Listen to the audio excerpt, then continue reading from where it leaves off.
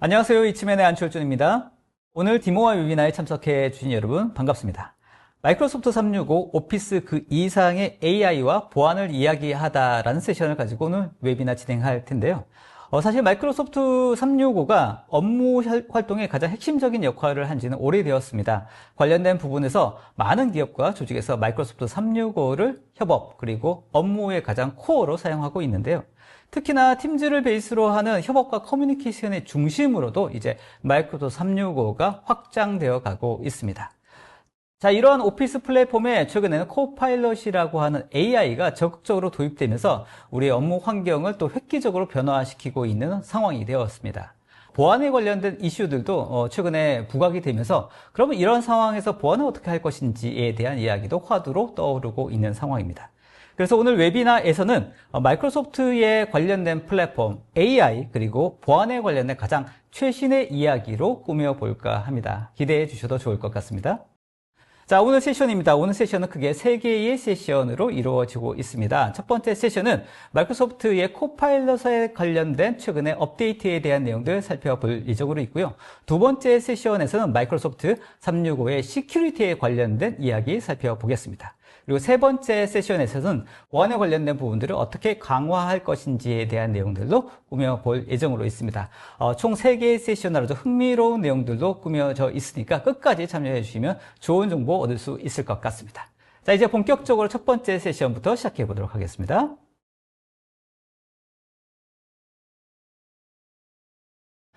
자, 첫 번째 세션 시작해 보도록 하겠습니다. 첫 번째 세션은 스마트한 업무 자동화를 위한 AI 도우미 마이크로소프트 코파일럿에 관련된 주제입니다. 마이크로소프트의 백인성 매니저님 나오셨습니다. 안녕하세요, 매니저님. 네, 반갑습니다. 네, 본인 소개 부탁드리겠습니다. 네, 안녕하세요. 저는 한국 마이크로소프트에서 중소기업과 중견기업에 AI 비즈니스 솔루션을 도입하는 데 도움을 드리고 있는 백인성 매니저입니다. 반갑습니다. 자, 마이크로소프트의 코파일럿이 출시된 지가 벌써 좀 된 것 같습니다. 이미 시장에 어떤 굉장히 큰 변화를 일으키고 있다는 얘기도 많이 듣고 있는데 네. 실제 변화가 꽤 크죠? 어떻습니까? 네, 뭐 횟수로 3년 정도 된 것 같은데요. 네. 사실 국내 대기업들 기준으로 본다면은 많이 도입을 하셨고, 네. 사실 근데 이제 중소기업들이 더 필요하신 상황인 것 같아요. 제가 봤을 때는. 네. 그래서 제가 오늘 좀 메시지를 드리면서 네. 좀 도움 드리는 시간 좀 가졌으면 좋겠습니다. 알겠습니다. 네. 실제 뭐 AI를 뭐 개인적으로나 또 네. 여러 조직에서도 많이 쓰고 있습니다만 네. 실제로 구체적으로 어떻게 우리 효율성 올릴 수 있을지에 대한 실제적인 접근 방법은 네. 또 여전히 또 모르는 부분들이 많이 있는 것 같고 네, 어떻게 네. 접근해야 될지도 모르시는 것 같고 네. 그런 부분들이 분명히 있는 것 같습니다. 맞습니다. 네. AI를 뭔가 사업의 목적으로 쓰실 건지 아니면 우리 기업의 생산성 도구로 쓰실 건지에 대한 네. 컨셉이 명확해야 될 것 같아요. 네. 그래서 그 자세한 부분은 또 말씀드리도록 하겠습니다. 좋습니다. 그래서. 또 네. 최근에 또 코파일럿 또 업데이트된 부분도 있다고 하니까 네. 같이 좀 간단하게 좀 소개해 주시면 네, 좋겠습니다. 말씀드리겠습니다. 자, 본격적으로 발표 시작해 볼까요? 네, 알겠습니다. 네, 오늘 제가 말씀드릴 주제는 성공적인 AI 도입과 혁신 전략이라고 해가지고 여러분들이 실제로 업무에 있어서 AI 도구를 어떻게 잘 쓰실지에 대한 그 전략을 좀 말씀드리도록 하겠습니다. 네. 구체적인 메시지에 앞서가지고 요 장표를 하나 준비를 했는데요. 이 장표는 실제로 우리가 인생을 살면서 한 10년에서 15년 주기로 어떻게 보면 혁신적인 기술이 이제 많이 발생이 되거든요. 예를 들어서 뭐 개인용 PC가 있다든지 스마트폰이 있다든지 뭐 SNS가 있다든지 네. 근데 기준을 보통 1억 명이 얼마나 빨리 도달을 하느냐를 기준으로 보는데 재밌는 건 챗GPT는 보시다시피 거의 3개월 만에 이런 명에 도달을 합니다. 네, 네. 이걸 보면서 네. 진짜 비약적으로 빠른 채택 속도를 보인 것 같아요. 네. 이거 그래서 이 시그널을 보면은 어떻게 보면은 이제 그 조직의 업무 방식이 근본적으로 바뀌고 있다는 그런 신호를 좀 보여주는 것 같습니다. 이 그래프를 보니까 다른 어떤 그 기술의 혁신의 속도와 비교했을 때 네. 얘는 거의 수직이네요. 수직이죠. 근데 또 재밌는 거는 과거의 이 기술들이 누적이 돼야지 이 기술이 또 이행이 되는 거거든요. 그렇기 때문에 또 다른 또 파급력 있는 기술이 나오면은 더 수직이 되지 않을까 또 그런 생각도 듭니다. 이제 이런 그래프가 이제 의미 없을 수도 있겠다 싶습니다. 그러니까요. 네, 계속 선으로 이렇게. 맞아요. 수직으로 될 수밖에 없을 것 같아요. 네. 알겠습니다. 그만큼 이 AI의 어떤 발전 속도라고 하는 게 엄청나다. 볼 수 있을 것 같습니다. 맞습니다. 네. 그러면 이렇게 빠른 채택 신호를 보인 거는 사실 이제 AI를 통해 가지고 이런 두 가지 기회를 받기 때문이라고 생각이 되는데요. 바로 두 가지 사항은 이제 비용 관리를 줄이는 거랑 크게 그다음에 조직의 가치를 증대시키는 이 두 가지로 귀결되는 것 같아요. 비용 관리라는 측면에서 봤을 때 아무래도 인원 감축은 아무래도 의심할 여지가 없을 것 같습니다. 네. 근데 저희가 역사적으로 이제 살면서 보면은 새로운 기술이 나오면서 일부 직무는 좀 소멸이 되는 것 같아요. 네. 실제로 지난달에 마이크로소프트도 그렇고 메타도 그렇고 그 캘리포니아에 있는 그냥 굴지의 기업들이 아쉬운 이제 직원들 해고가 좀 있었어요. 네. 근데 그때 또 만여 명 이상 해고되면서 과정을 보면은 상당히 많은 또 엔지니어들이 또 많이 자리를 잃었다고 하더라고요. 네. 근데 좀 아이러니한 것도 이 AI 때문에 또 그런 자리가 없어지긴 하거든요. 근데 반대로 이 AI를 통해서 나의 가치 그리고 기업의 가치를 올린다면은 그 회사는 조금 더 이제 개선되고 개발될 수 있는 그런 여건이 만들어지기 때문에 정말 그로 인해서 우리 기업의 가치가 증대되는 겁니다. 그래서 얼마나 잘 쓸 수 있느냐가 이제는 그런 판단의 근거가 되는 것 네. 같습니다. 비용의 측면을 봤을 때는 이제 기업 입장에서는 어떤 리소스를 줄여 나가는 것도 굉장히 비효율적인 그런 어프로치라고 생각됩니다만 네. 기업의 어떤 담당자 입장에서 봤을 때는 네. 이런 AI를 이용해서 본인의 어떤 퍼포먼스를 맞습니다. 확연히 올릴 수 있고 네. 소위 말해서 몸값을 좀 올릴 수 있는 기회가 되지도 않을까? 약간 맞아요. 양면의 날 같은 그런 생각도 듭니다. 맞습니다. 여기 제가 가치 증대라고 했는데 네. 기업의 가치도 있겠지, 뭐 주주의 가치도 있겠지만 사실 나의 브랜드 파워도 이제 올라갈 수 있는 영역이 분명히 있는 거거든요. 그렇죠. 얼마나 잘 활용하는 게 지금 네. 시대의 알겠습니다. 문제인 것 같습니다. 오늘 시간을 통해서 퍼포먼스가 많이 올라가야 될 텐데. 네네. 제가 그런 이제 시사점을 좀 드리도록 하겠습니다. 알겠습니다. 네. 네. 그럼 이런 AI 기회를 우리가 얼마나 잘 활용하고 있을까를 이제 마이크로소프트에서는 2023년부터 업무 동향 지수라고 해서 저희가 글로벌에 있는 회사들의 이제 좀 서베이를 해서 이런 수치들을 발표를 해요. 네. 발표를 하는데 올해 이제 저희 지난 4월에 발표한 이제 업무 동향 지수를 보면은 실제로 이제는 업무의 86%가 AI를 사용한다고 합니다. 지식 근로죠. 네. 화이트 칼러를 보면요. 더 재밌는 거는 이 중에 한 78%는 또 자신만의 AI 도구를 사용한다고 해요. 그래요. 네, 어떻게 보면 이건 나만 알아서 다른 사람 알려주기 좀 그런 이걸 통해서 나의 브랜드 파워를 올릴 수 있는 네, 뭐 네. 그런 부분도 있다고 해요. 예전에 이제 한 10년 전만 해도 Bring Your BYOD라고 그래가지고 네. Bring Your Own Device라고 그랬잖아요. 네. 요즘은 이제 BYOAI라고 그래가지고 나만의 AI를 네. 또 다룰 수 있는 그런 환경이 또 된 것 같아요. 알겠습니다. 네. 뭐 후반에 또 설명해 주시겠습니다만 최근 AI 에이전트가 또 활발히 움직이면서 네. 나만의 어떤 커스텀 될 수 있는 AI 에이전트를 만들어가는 뭐 그런 시대도 도래할 것 같다 이런 생각도 듭니다. 그럼요. 네. 이제는 그런 그 에이전트도 좀 커스터마이징 해서 네. 나의 목적에 또는 우리 조직의 목적에 맞게 네. 그런 AI를 또 이제 최적화를 시킬 수 있는 환경이 됐다고 보시면 될 것 어떻게 같습니다. 보면 창업하기도 좋은 회사 상황이 되었다 이런 생각도 들고요. 그렇죠. 어떻게 보면 이런 특정 기능에 특화된 AI 기능 때문에 이제는 아까 제가 그 인력이 좀 줄어든다고 말씀드렸지만 개발자가 없는 또 스타트업들이 많이 생긴다고 해요. 뭐 커서 AI나 이런 이제 코딩에 특화된 그런 기능들이 나오면서 네. 어떻게 보면은 또 다른 기회가 있는 거죠. 새로운 이제 비즈니스 아이디어를 기술력이 모자라더라도 네. 그걸 이용해가지고 내가 만들 수 있는 환경이 됐기 때문에 네. 아무튼 엄청난 기회가 펼쳐지고 있는 것 같습니다. 네, 맞습니다. 네. 근데 요 수치는 이제 어떻게 보면 화이트 칼라 분들, 근로자분들의 이제 뷰라면은, 우린 또 이제 그 조직의 리더분의 입장을 또 봐야 되지 않겠습니까? 그럼요. 네, 리더분들의 또 이제 피드백을 좀 들어봤는데, 거의 한 80%는, 진짜 AI는 우리 비즈니스의 필수 요소다고 생각을 하세요. 그렇지만, 또 반대로 60% 정도는, 이거를 구현하기 위해서는, 도입하기 위해서는 우리 회사의 비전과 이제 계획이 좀 부족하지 않을까. 아무래도 역량이 부족하지 않을까라는 네. 측면이 있을 거고요. 그리고 설령 이제 이런 AI 솔루션이나 이런 서비스를 도입을 하셔도 사실 이게 과연 얼마나 우리한테 생산성을 올릴 수 있는지에 대한 정량화가 잘 안 된다라는 고민을 중요한 많이 지점이네요. 하세요. 흔히 말해서 ROI를 네. 뽑을 수 있느냐. 이거에 대한 고민이 많으신 것 같아요. 그렇죠. 네. 그리고 어떻게 측정 가능한가에 대한 네. 부분들도 굉장히 중요할 것 같고요. 맞습니다. 네. 그래서 그런 기준을 좀 제시를 해드려야 되는데, 네네. 제가 이제 이런 컨퍼런스 발표를 항상 가면서 네. 늘 말씀드리는 게 있는 게, 준비 안 된 AI 도입은 돈 낭비다라는 말씀을 좀 드려요. 좀 자극적인 기사도 좀 나오긴 했어요. 이거 네. 굉장히 달기 좋은 기사인데요? 네. 그래서 얘긴데요? 그래서 마지막 저 59%도 사실은 네. 그것과도 연관돼 있어요. 잘못 도입하면은 돈 낭비에 그칠 수도 있는 알겠습니다. 부분이거든요. 그러니까 막연하게 지금 도입은 해야겠다라고 생각하시는 분들이 거의 대부분이긴 합니다만 네네. 실제적으로 우리 얼마나 효과적으로 도입할 수 있을지에 대한 부분들은 여전히 좀 고민이 있다. 이렇게 맞습니다. 보면 되겠네요. 맞습니다. 그래서 그 다음 장은 그러면 이 정량화에 대한 부분을 좀 해소하기 위해서 우리가 잘 준비를 해서 우리의 목적에 맞게 도입을 해야 되잖아요. 그렇죠. 그래서 제가 이제 가이드 드리는 거는 AI 시대에 우리가 도입을 하기 위해서 솔루션을 도입하기 위해서 이런 5가지 질문에 대해서 좀 많이 되뇌어 봐야 되겠다는 생각을 해요. 좋습니다. 네. 계속 말씀을 드리면은 일단은 이 AI를 도입하는 데 있어서 우리 쪽의 목표는 뭔지가 제일 중요해요. 이걸 통해서 내가 직원을 대체를 할 건지 또는 직원을 내보내기 위한 비용의 절약의 수단으로 쓸 건지 네. 또는 이걸 통해서 어떤 사업을 만들 건지 네. 등등. 그러면은 우리 조직에 있어서 지금 현재 문제점이 분명히 있을 거잖아요. 그렇죠. 그럼 그 문제점도 당연히 이제 판단이 돼야 될 거고. 네. 그러면 이제 우리가 이제 AI를 통해서 도입을 하겠어 또는 이걸 통해서 사업을 하겠어라는 결정이 내려지면은 우리가 지금 어떤 역량이 있는지도 중요하겠죠. 네. 역량이 부족하면은 적정한 파트너, 전문 파트너를 또 만나야 되겠죠. 그리고 AI를 도입한다는 거는 사실 지금 현재 있는 대부분의 모든 AI는 클라우드상에 돌아가요. 근데 우리 데이터들은 전부 다 온프레미스, 이제 IT 환경에서 인프라 환경에서 봤을 때 내 PC나 우리 NAS나 서버에 저장된 데이터들은 제대로 된 그 생성형 AI를 돌리질 못해요. 그러면은 모든 게 클라우드로 올라야 되기 때문에 우리 회사의 데이터 전략 또한 잘 판단이 돼야 네. 되겠죠. 요 5가지 질문이 오늘 키 메시지인 거고요. 네. 알겠습니다. 네. 그러면은 이제 이 AI를 통해서 결국은 2가지 목적으로 또 다시 귀결이 됩니다. 네. 그리고 제가 말씀드리고 싶은 거는 첫 번째는 비즈니스 혁신인 거고요. 네. 두 번째는 생산성 향상이에요. 네. 네. 이 2가지로 결국은 AI를 도입을 하시거나 아니면 이걸 통해서 개발을 하시는 거거든요. 그러면 비즈니스 혁신 관점에서 좀 말씀을 드리고 싶어요. 좋습니다. 비즈니스 혁신은 사실 뭐 이제 마이크로소프트에서 제공하고 있는 이제 오픈 AI라는 서비스가 있습니다.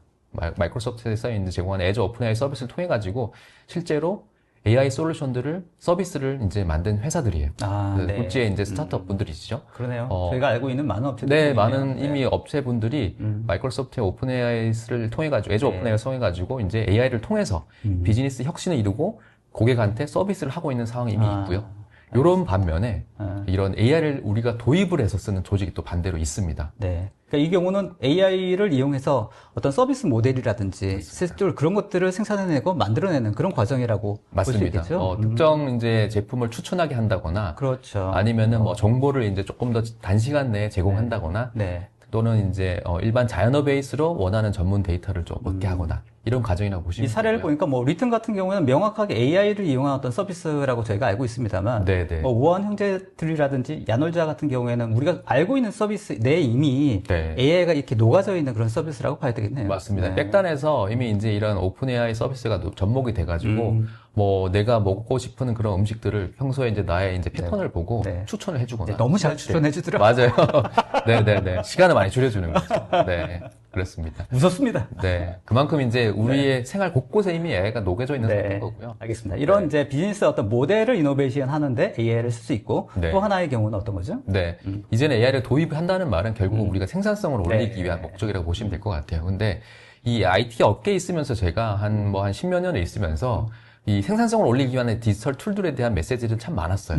과거 히스토리를 보시면 아마 사회자님도 잘 아시겠지만 스마트 워크플레이스 많이 들어보셨을 거예요. 그럼요. 그리고 이제 우리 코로나 시기죠. 이때 네. 디지털 트랜스포메이션. DT. DT 이야기했고요. 이제는 AX라고 해서 이제 AI 트랜스포메이션 이야기. 확실히 어떤 기술의 어떤 트렌드가 확실히 보이네요. 네네. 근데 재밌는 게 이게 이전에 스마트 워크플레이스가 구축이 된 다음에 디지털 워크플레이스가 만들어지는 거고요. 네. 디지털 워크플레이스가 만들어진 다음에 AI로 넘어가는 거예요. 왜 그러냐면 알겠습니다. 이 디지털 트랜스포메이션 핵심은 우리 DB들을 클라우드에 올리는 거거든요. 올린 다음에 이제는 이거를 분석과 AI 이제 랭귀지 모델을 통해 가지고 뭔가 결과물을 만드는 과정이 네. AI 트랜스포메이션이라고 보시면 될 것 같아요. 네. 중요한 포인트인 것 같습니다. 네. 그러니까 앞단의 어떤 그 변화와 어떤 준비 없이 막연하게 우리가 AI로 뭘 하겠다 이건 안 되는 거군요. 맞습니다. 그래서 오늘 조금 더 말씀드리고 싶은 거는 이 디지털 트랜스포메이션 부분을 한번 좀 짚고 넘어가야 되는 게 제가 이제 이 AI를 도입하는 과정에 있어서 전략이라고 말씀을 드렸잖아요. 네. 근데 뭔가 그 백본인 이제 기본이 갖춰지지 않은 상태에서 AI를 도입한다는 거는 돈 낭비가 될 수 있다고 말씀드렸잖아요. 그게 바로 이제 디지털 워크플레이스입니다. 네. 디지털 워크플레이스는 뭐 다양한 정의를 내리고 있어요. 뭐 DWG라는 그런 기관도 있고요. 딜로이트라는 컨설팅 뭐 가트너 서치펌에서도 이제 정의를 내리고 있지만 네. 정의는 간단합니다. 뭐 네. 결국 디지털 기술을 통해 가지고 생산성을 높이는 거예요. 이 디지털 워크플레이스 구축을 하는데 요 내용에 대한 이제 실제로 어떻게 이제 그 스트럭처 베이스로 봤을 때 구성이 되느냐 봤을 때는 요 4가지로 귀결이 됩니다. 네. 네, 디지털 워크플레이스의 핵심 요소는 첫 번째 협업과 소통을 위한 부분인 거고요. 조금 세부적으로 말씀드리면은 네. 통합과 협업을 위한 공간, 가상의 이제 디지털 공간이겠죠. 그리고 우리 데이터들을 이제 주고받고 하는 그런 그룹웨어와 지식 관리를 할 수 있는 부분, 그리고 공동적으로 이제 뭐 온프레미스 환경이 아니라 한 문서를 가지고 같은 시간 내에 서로 이제 편집하고 관리할 수 있는 그런 부분도 있을 거고요. 그리고 이제 일정 관리, 스케줄 관리하는 것도 이제는 모든 것들이 다 디지털화 맞습니다. 되는 부분이 네, 있을 네. 겁니다. 네. 이 디지털 워크플레이스의 핵심 요소를 보니까 우리 어떤 일하는 업무의 컬처하고도 또 굉장히 관련이 있겠다 이런 생각이 듭니다. 네. 맞습니다. 되게 중요한 포인트를 짚어주셨는데요. 디지털 워크플레이스라는 거는 단순히 디지털 툴만 도입하는 게 아니라 네. 이제는 조직 문화랑 인사평가 이런 것도 디지털화가 돼가지고 네. 다 이어져야지만 정말 디지털 혁신이 일어나는 부분인 거고요. 네. 그리고 이제 협업과 소통을 위한 문화가 세팅이 됐다면은 디지털 솔루션도 포함이 돼서 네. 아직 하겠지만 네. 그 다음 중요한 거는 실제로 이제 모빌리티예요. 아, 이제 뭔가 이제 언제 어디서나 일할 수 있는 환경이 돼야 되는 거잖아요. 맞습니다. 그러려면은 디바이스와 이제 플랫폼이 있어야 되는 거고, 네. 그리고 우리가 언제 어디서든 일하면서 그리고 이제 동시에 수많은 콜라보레이션이 많이 일어나요. 맞습니다. 인하우스든 아웃소싱이든 그러다 보면서 네. 수많은 데이터가 또 오고 네. 가거든요. 그러면 또 당연히 보안이 중요하겠죠. 선호는 어떻습니까? 예를 들면 어떤 문화가 바뀐 다음에 네. 좋은 툴을 도입하는 게 맞습니까? 아니면 좋은 툴을 도입하면 또 어떤 문화가 또 바뀌기도 합니까? 제 경험상으로는 이거를 도입을 하고 나서 조금 더 변화가 되는 것 같아요. 아, 그래요? 네. 이거 없이 문화를 바꾸긴 좀 힘든데, 네. 일단은 내가 지금 손으로 직접 쓰고 하는 그런, 어떤 솔루션들이 있다 보니까 자연스럽게 이게 익숙해지고, 그러면서 문화가 바뀌는. 예를 들어서 화상 채팅이나 이제 화상 미팅 같은 것도 사실은 과거에 말은 많이 했지만, 이게 우리가 솔루션으로 도입되고 일상화 되다 보니까 이제는 굉장히 자연스러워졌죠. 네, 대면 미팅보다는 이제는 그냥 맞습니다. 화상 미팅이 편해지고 네, 하는 네, 네, 것처럼 네. 그런 게 이제 우리의 연장선이라고 보시면 될 것 같아요. 알겠습니다. 네네. AI도 어떤 그런 측면에서 봤을 때는 일단 네. 도입하면 또 뭔가 문화나 어떤 컬처나 일하는 방식도 바뀔 수도 있겠다 이런 생각이 맞습니다. 드는데. 이게 그 전에 근데 좀 돈 낭비 안 되도록 잘 준비해야겠다. 네, 많은 이제 심사숙고를 하셔야 되겠지만 네, 네. 도입을 하고 나서도 되게 중요해요. 아. 그래서 제가 이제 오늘은 많이 못 다루겠지만 네. 또 중요한 건 교육입니다. 알겠습니다. 교육도 또 다른 주제가 될 거니까요. 그건 또 다음 기회가 되면 말씀을 알겠습니다. 드릴 오늘 30분까지는 택도 없을 것 같아요. 네, 맞아요. 다음에 또 좋은 또 네, 기회가 네. 있으면 또 계속 말씀드릴 좋습니다. 거고요. 네. 계속 진행해 주시죠. 네. 보안이 이제 잘 갖춰졌다면은 수많은 데이터가 이제는 많이 쌓이고 데이터가 자산인 거잖아요. 그럼 이 데이터를 이제는 내가 분석하고 이거를 업무에 활용하기 위해서 이제 인사이트를 얻을 수 있는 능력이 필요합니다. 그런 또 솔루션도 필요한 거고요. 이 네 가지가 잘 갖춰졌을 때 우리가 디지털 워크플레이스를 잘 구축했다고 저희가 말할 수 있고요. 이제 이게 잘 갖춰지면은 거기에 AI가 붙어가지고 정말 진정한 생산성을 올릴 수 있는 그런 환경이 마련되는 거거든요. 좋습니다. 네. 마이크로소프트에서는 이제 오늘 본론으로 들어가면은 코파일럿 4 마이크로소프트 365라는 이제 이 제품이 네. 마이크로소프트 오피스 제품, 디지털 워크플레이스의 가장 근간이 되는 제품의 생성형 AI 제품이라고 보시면 될 것 네. 같아요. 조금 간략하게 말씀드리면은 네. 이 코파일럿 같은 경우는 LLM이라는 생성형 모델이죠. 이거는 이제 오픈 AI의 챗GPT 생성형 모델을 가지고 온 거고요. 그리고 우리가 흔히 말해서 자주 쓰고 있는 PPT나 뭐 파워포인트, 엑셀 파일 이런 것들을 마이크로소프트 내에서는 마이크로소프트 그래프라고 표현을 해요. 저희는. 네. 그리고 사용자의 데이터를 말하는 거고요. 아, 네. 그리고 우리가 사용하는 파워포인트, 엑셀이라는 앱과 그렇죠. 연동이 앱. 돼서 맞습니다. 네. 거기에 플러스 내가 가지고 있는 DB뿐만 아니라 우리의 이제 웹상에 있는 그런 수많은 데이터, 그렇죠. 챗GPT를 통해서 가지고 올 수 있는 그런 데이터들도 다 통합이 돼서 네. 우리가 원하는 결과를 이제 만들어 가는 거거든요. 네. 알겠습니다. 여기서 이제 재밌는 질문이 되게 제가 가장 많이 듣는 질문이 그거예요. 네. 그럼 챗GPT랑 차이점이 뭐예요? 라고 많이 물어보세요. 근데 가장 큰 차이점은 저도 궁금합니다. 네. 가장 큰 차이점은 아무래도 마이크로소프트 오피스 제품과의 호환성에 가장 큰 점이 있을 거고요. 네. 두 번째는 요 하단에 지금 네. 보안이라고 저는 말씀을 드리고 싶어요. 네. 가장 단적인 예가 네. 지금 챗GPT도 저도 유료 버전을 쓰고 있어요, 사실. 챗GPT도 너무나 훌륭하게 파워포인트를 만들어 줍니다. 근데 이 챗GPT는 말 그대로 오픈 공간에다가 내가 내 DB를 올리는 거거든요.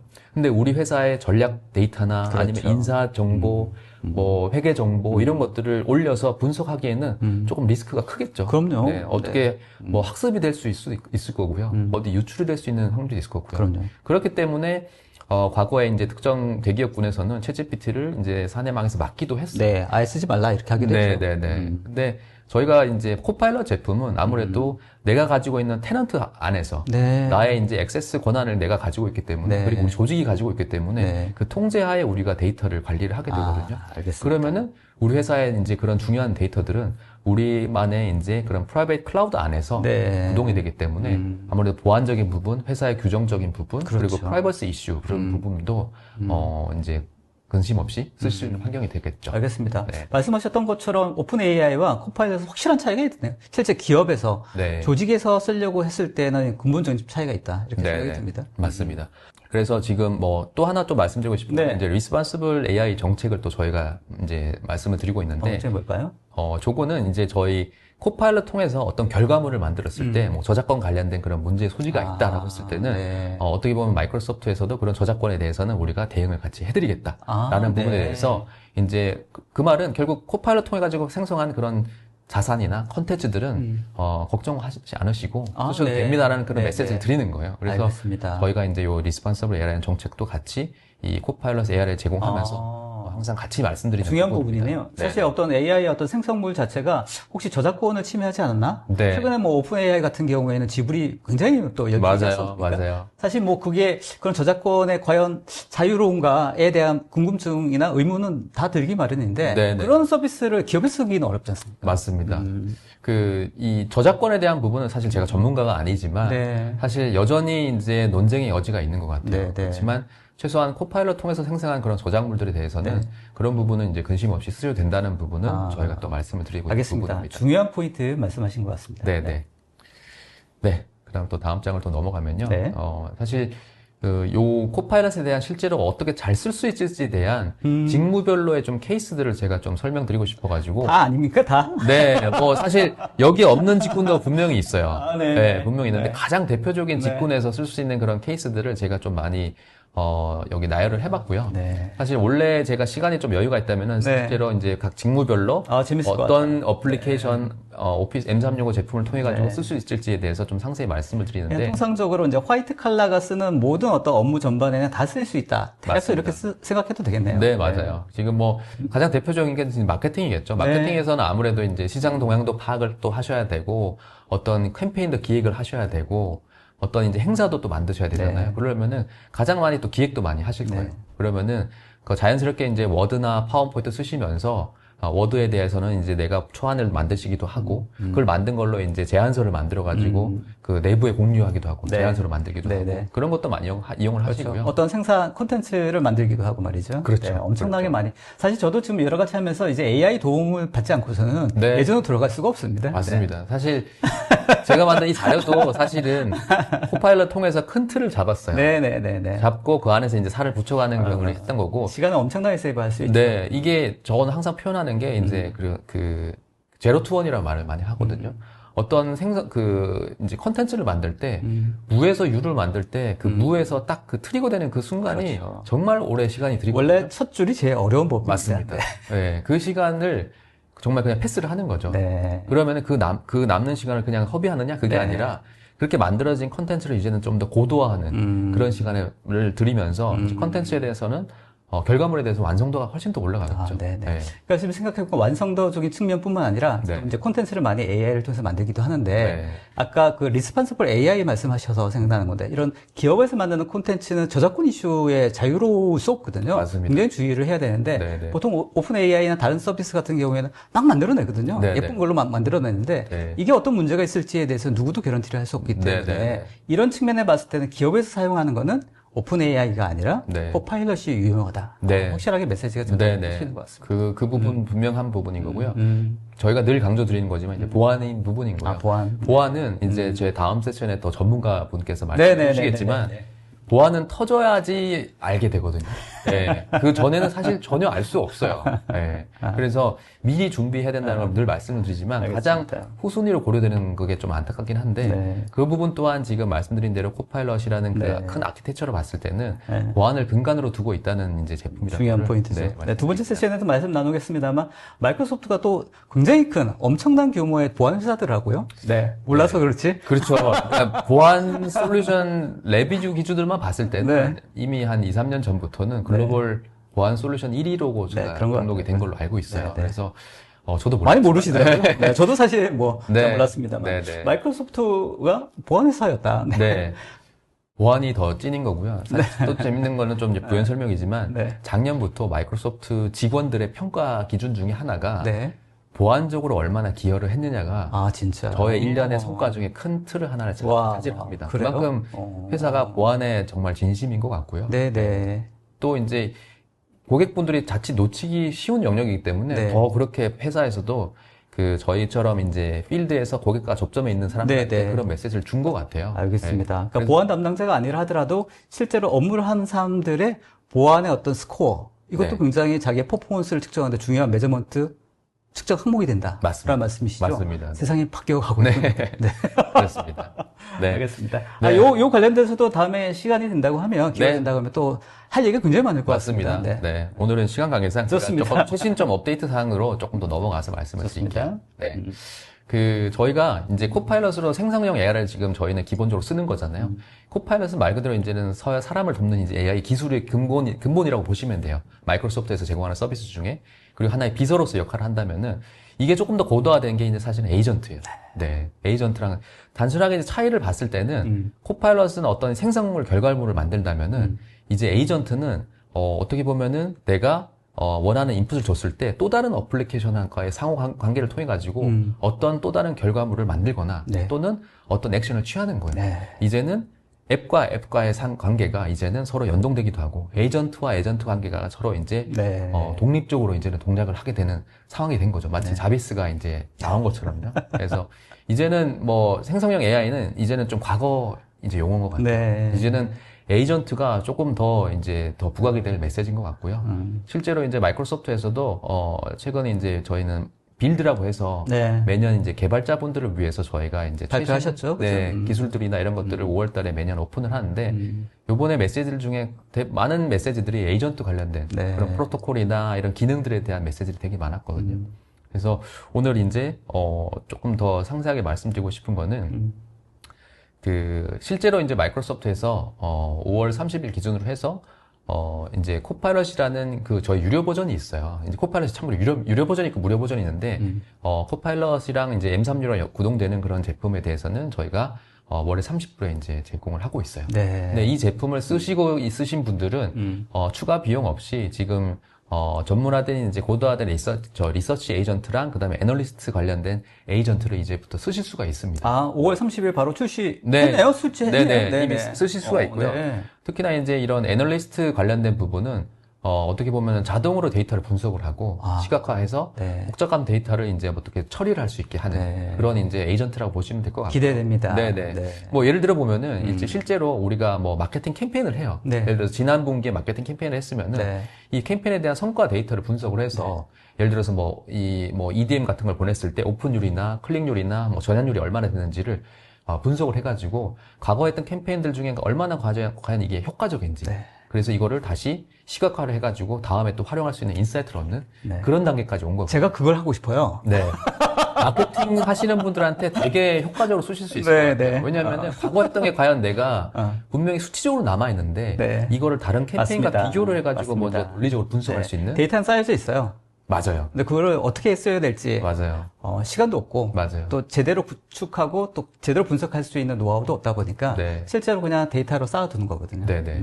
이제는 이런 그 에이전트를 또 얼마나 잘 쓰느냐가 따라서 나의 또 결과물들도 달라질 거고요. 알겠습니다. 또 뿐만 아니라 지금 이제 리서처라고 그래가지고 이거는 조금 더 정보 탐색이랑 요약에 조금 더 특화돼 있어요. 네. 그래서 리서치 기반으로 이제 업무 지원을 하는데 요거는 조금 더 예를 들어 보면은 예를 들어서 과거에 저희가 한 6개월 기간 동안 어떻게 보면 소비자의 이제 그런 트렌드 리포트를 분석을 해가지고 SNS 데이터도 또 분석을 해서 어떻게 보면은 뭐 새로운 뭐 MZ 세대 분들한테 겨냥할 수 있는 새로운 뭐 제품, 뭐 음료나 이런 것들을 출시를 할 때 아이디어를 제안을 해줘라고 할 수 있겠죠. 이런 것들도 이제 시장에 수많은 데이터들도 분명히 있겠지만 특정 리서치 또 DB들도 있을 거잖아요. 이것들을 종합적으로 분석을 해가지고 뭔가 아이디어를 제안해주는 그런 에이전트라고 보시면 돼요. 사실 지금 매니저님 말씀하셨던 그 부분은 네. 관련된 컨설팅 업체에서 하는 일입니다.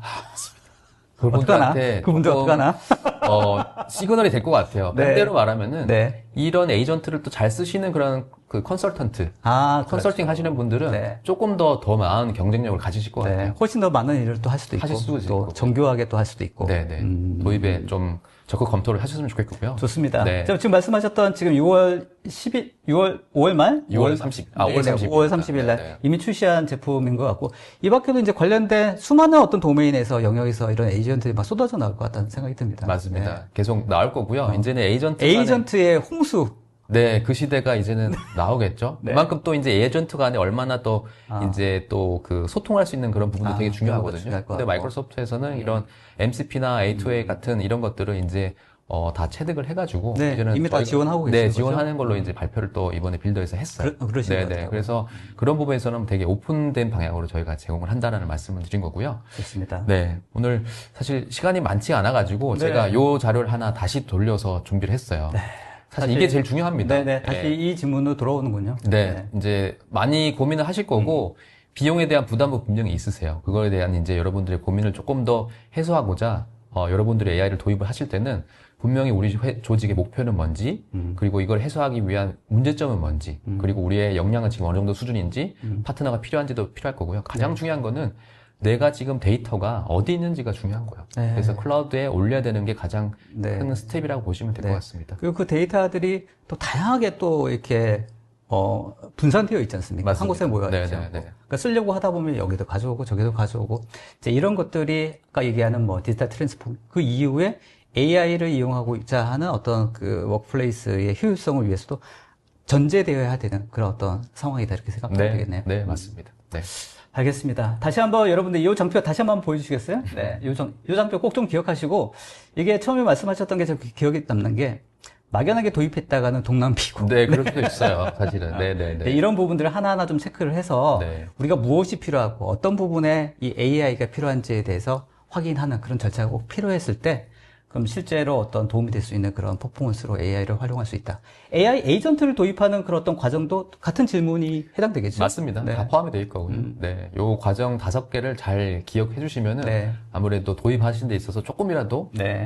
고민을 해소하실 수 있지 않을까 싶습니다. 사실 이 질문을 하지만 이 질문에 대해서 정확한 스스로에 대한 답변을 내리기도 쉽지 않습니다. 네. 그럴 때는 사실 오늘 이제 디모아라든지 또 마이크로소프트에 또 관련해서 문의하시고 네. 우리의 어떤 역량과 우리의 어떤 조직의 상태가 어떤지를 한번 체크해보고 우리에게 어떤 부분에서 어떤 조직에서 어떤 부분에서 AI를 도입하고 또 사전에 뭔가 미흡하다고 하면 어떤 것을 좀 더 준비를 해야 되는지에 대한 내용들도 좀 가이드 좀 받고 제안도 받고 하면 네. 좋겠다 이런 생각이 듭니다. 네. 그러기 위해서 저희 전문 파트너분들이 많이 계시니까요. 네. 저를 포함해서 궁금하신 거 있으시면은 편하게 연락 주시면 되겠습니다. 알겠습니다. 네, 감사합니다. 시간이 왜 이렇게 30분밖에 너무 안 빨리 했을까요? 지나가네요. 네.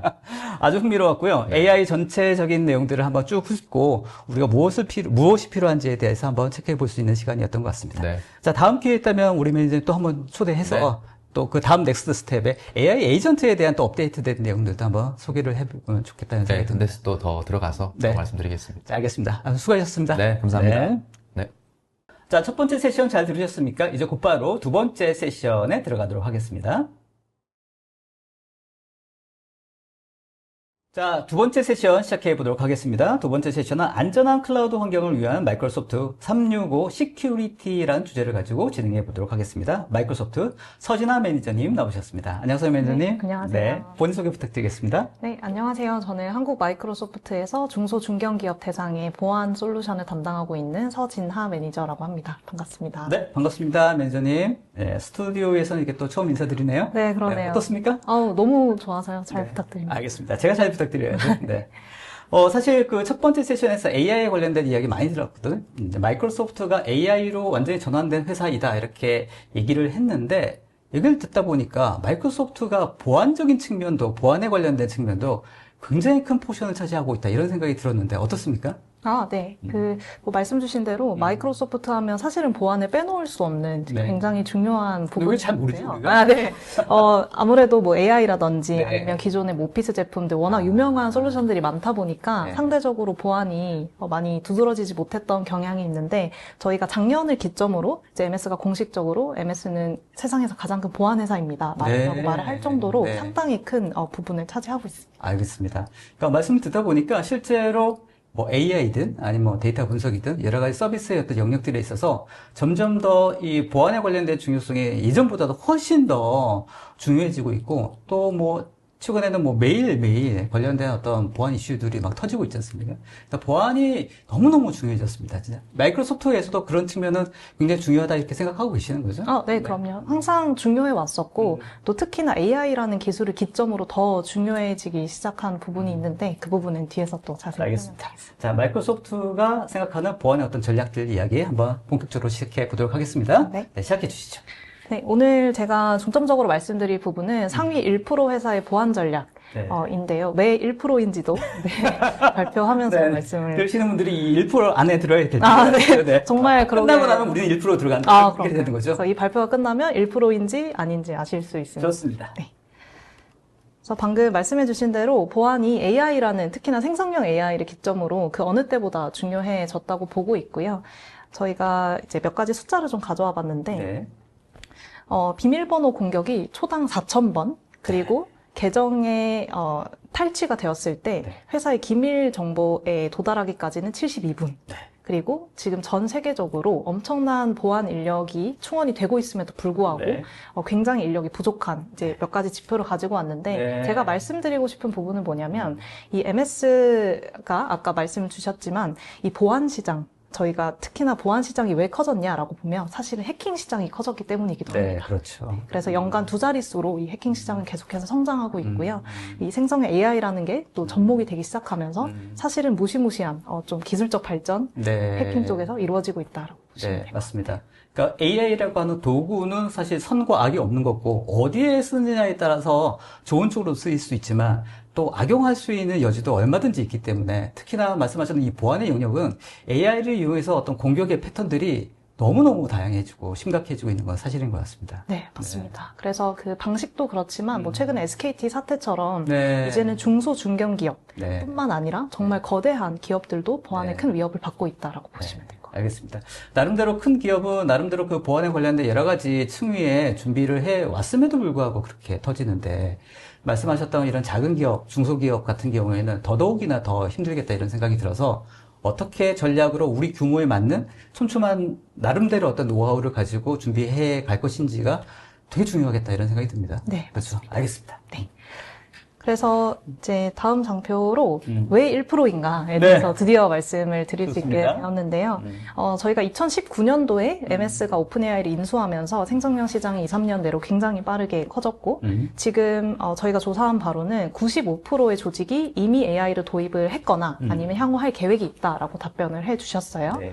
그러나 조금은 불행하게도 그 기업 중에 1%만이 이 AI라는 기술을 안전하게 사용할 수 있는 보안적 어떤 대책이 마련되어 있다라고 저희가 조사한 내용이고요. 진짜요? 네, 그렇습니다. 그래서 MS가 직접 조사한 내용이고 아무래도 세계적으로 그래도 규모가 있는 곳들을 대상으로 진행을 했음에도 불구하고 1%라는 숫자가 나왔다는 거는 네. 한국 시장의 중소중견기업을 대상으로 네. 한다면 사실은 1%보다 더 낮다고 보고 있는 거죠. 그렇죠. 저기 1% 안에 들긴 너무 어려울 것 같은데요? 너무 어려우면서도요, 네, 쉽게 하실 수 있는 방법을 또 그렇습니까? 알려드리겠습니다. 굉장히 그 드라마틱한 숫자인 것 같습니다. 대부분의 기업들은 AI를 이미 도입했거나 앞으로 도입하려고 하는데 실제로 거기에 걸맞는 형태의 조직이라든지 보안에 관련된 준비는 1%도 안 된다 이런 얘기 있잖아요. 네, 그렇죠? 맞습니다. 그래서 많은 회사들이 AI의 중요성에 대해서는 많이 강조를 하고 있는데 네. 이 AI를 실제로 사용할 수 있는 보안적 기반, 기술적 네. 기반이 있냐라는 네. 부분에 있어서는 아직 갈 길이 멀다고 보시면 될 것 알겠습니다. 같아요. 어떻게 보면 기존의 어떤 보안의 어떤 전략과 정책이 AI 시대에 올라오면서 좀 뭔가 변화가 되어 가고 있는 부분도 있다고 봐야 될까요? 네, 상당히 많은 변화가 네. 있다고 보고 있고요. 이 부분을 좀 쉽게 설명을 드리면 네. 예전에는 우리 집에 대문과 뭐 중문, 문을 막는 정도가 네. 보안이었다면 네. 요즘에는 사용자가 밖에서 문을 뚫고 들어올 수 있는 이게 생성형 AI라는 결국에 사용자와 인터랙션으로 이루어지는 거기 네. 때문에 네. 이제는 우리가 문을 잘 지키는 것뿐만이 아니라 네. 문을 만들지 않도록 방어하는 것까지 고려를 해야 돼서 아. 상당히 기술적으로도 네. 신경 쓰실 게 많아지신 알겠습니다. 비유 너무 적절합니다. 네. 네. 어떻게 해야 됩니까, 진짜? 네. 이제 어떻게 해야 되는지 네. 차근차근 말씀을 좋습니다. 드릴 건데요. 네. 그거에 앞서서 그러면 MS가 왜 보안에 있어서 중요한 회사인지를 좀 말씀드릴 필요가 있을 것 같아요. 중요한 내용이죠. 여러분들이 보안을 하면 떠올리시는 몇 가지 회사들이 있으실 텐데 네네. 이제 MS를 꼭 그 중에 하나로 꼭 넣어주셨으면 좋겠는 마음에 준비를 했고요. 좋습니다. MS 같은 경우에는 사실은 솔루션을 쓰지 않는 회사가 없을 정도로 정말 특히나 120개국에서 100만 개가 넘는, 사실은 뭐 거의 현존하는 모든 회사들이 다 MS 솔루션을 쓰고 있기 때문에 그 조직들을 공격하는 어떤 위협 신호들을 하루에만 65조 개를 분석을 하고 있고요. 연간, 네. 그 중에서 위협으로 이제 정의가 되어서 차단되는 게 한 연간 700억 정도가 됩니다. 네. 그래서 결국에 뭐 사실은 저희가 농담 삼아서 하는 얘기가 있는데 미국 국방부 다음으로 해킹 시도를 많이 받는 곳이 MS다라는 말이 있을 진짜요? 정도로 어마어마하게 많은 그 해킹 어떤 시도들을 데이터를 수집을 하고 있습니다. 그만큼 전 세계적으로 마이크로소프트의 어떤 솔루션과 제품과 애플리케이션을 전방위적으로 쓰고 있기 때문에 그만큼 공격의 어떤 루트라든지 이런 것들이 다양할 수도 있을 것 같고. 네네, 맞습니다. 어떤 타겟이 될 수도 있을 것 같고. 네. 그만큼 저런 데이터들이 많이 가지고 있는 거네요. 실제적으로 맡고 있고. 그럼요. 그래서 이게 상당히 중요한 의미가 네. 우리가 이미 쓰고 있는 똑같은 보안 솔루션이라고 하더라도 얼마나 많은 양의 그 공격을 차단할 수 있는가. 네. 그러니까 망이 얼마나 촘촘한가의 관점으로 본다면 사실 네. MS를 이길 회사는 없는 거죠. 알겠습니다. 마이크로소프트 M365, 마이크로소프트 365를 쓰고 있다고 하면 기본적으로는 마이크로소프트가 가지고 있는 보안의 영역으로 어느 정도 개런티를 받고 있다. 이렇게 생각해도 되겠네요. 네, 그럼요. 네. 우리는 알고 있지 못했지만 이미 마이크로소프트를 맡고 있다. 네, 알겠습니다. 맞습니다. 그래서 몰랐던 거구나. 네, 모르시는 게 다행이고. 아무튼 최전선에 있는 마이크로소프트의 보안적인 어떤 측면에 대한 데이터 확실히 좀 보이는 것 같습니다. 네. 네, 그래서 이제 이만큼의 많은 이제 신호를 얻고 있다라는 것 외에 사실은 MS가 지금 현재 AI 트렌드를 주도하고 있다는 거 아마 잘 알고 계실 거예요. 그래서 이 AI라는 카테고리 안에서의 보안은 또 상당히 복잡해지는 경향이 있는데 이 부분에 있어서도 MS가 상당히 많은 AI 관련된 기능들을 제공을 하고 있고 아무래도 그 전 세션의 코파일럿이었잖아요. 맞습니다. 그럼 코파일럿이라고 하는 거는 기업의 내부 정보를 활용해서 그런 것들을 이제 사용자들의 니즈에 맞게 맞아요. 찾아주거나 인터랙션하는 그런 기능들을 기본적으로 가지고 있는데 네. 그렇다면 기본적으로 우리 데이터가 잘 관리되는 것부터 시작이 돼야 되거든요. 맞아요. 예를 들면 우리가 HR이 연봉 정보를 가지고 있지 않습니까? 네. 그런데 그 정보는 HR만 사용을 할 수 있어야겠죠. 그렇죠. 네. 그런데 이런 부분에 대한 문서 관리가 제대로 되어 있지 않으면 네. 개발팀에서 내 옆 사람의 연봉을 물어봤을 때 답을 던져줄 수도 있겠죠. 그러네. 네. 위험한데. 그렇죠. 그래서 보안이라고 하면 네. 실제로 우리가 데이터 유출에 대해서만 많이 생각을 하시는데 사실은 저희가 유출보다는 이제 oversharing이라고 해서 이 정보를 알면 안 되는 사람에게까지 공유가 되는 그 부분도 저희가 보안의 일환으로 보고 있기 때문에 네. 이 젠 AI와 보안은 절대 떼어놓을 수 없는. 일리가 있으시네요. 네, 맞습니다. 아까 세션 1에서 코파일럿에 관련된 이야기를 할 때도 왜 코파일럿을 써야 되는지에 대해서 설명을 하실 때 보안적인 측면을 굉장히 강조하셨거든요. 보안이 개런티가 되지 않으면 거기다 생성된 어떤 결과물이라든지 이런 것들을 마음대로 쓸 수 없을 수도 있고 혹은 잘못된 정보가 나갈 수도 있고 여러 가지 어떤 문제가 있으니까 실제로 AI를 쓰기 위한 보안의 중요성은 굉장히 높아진다.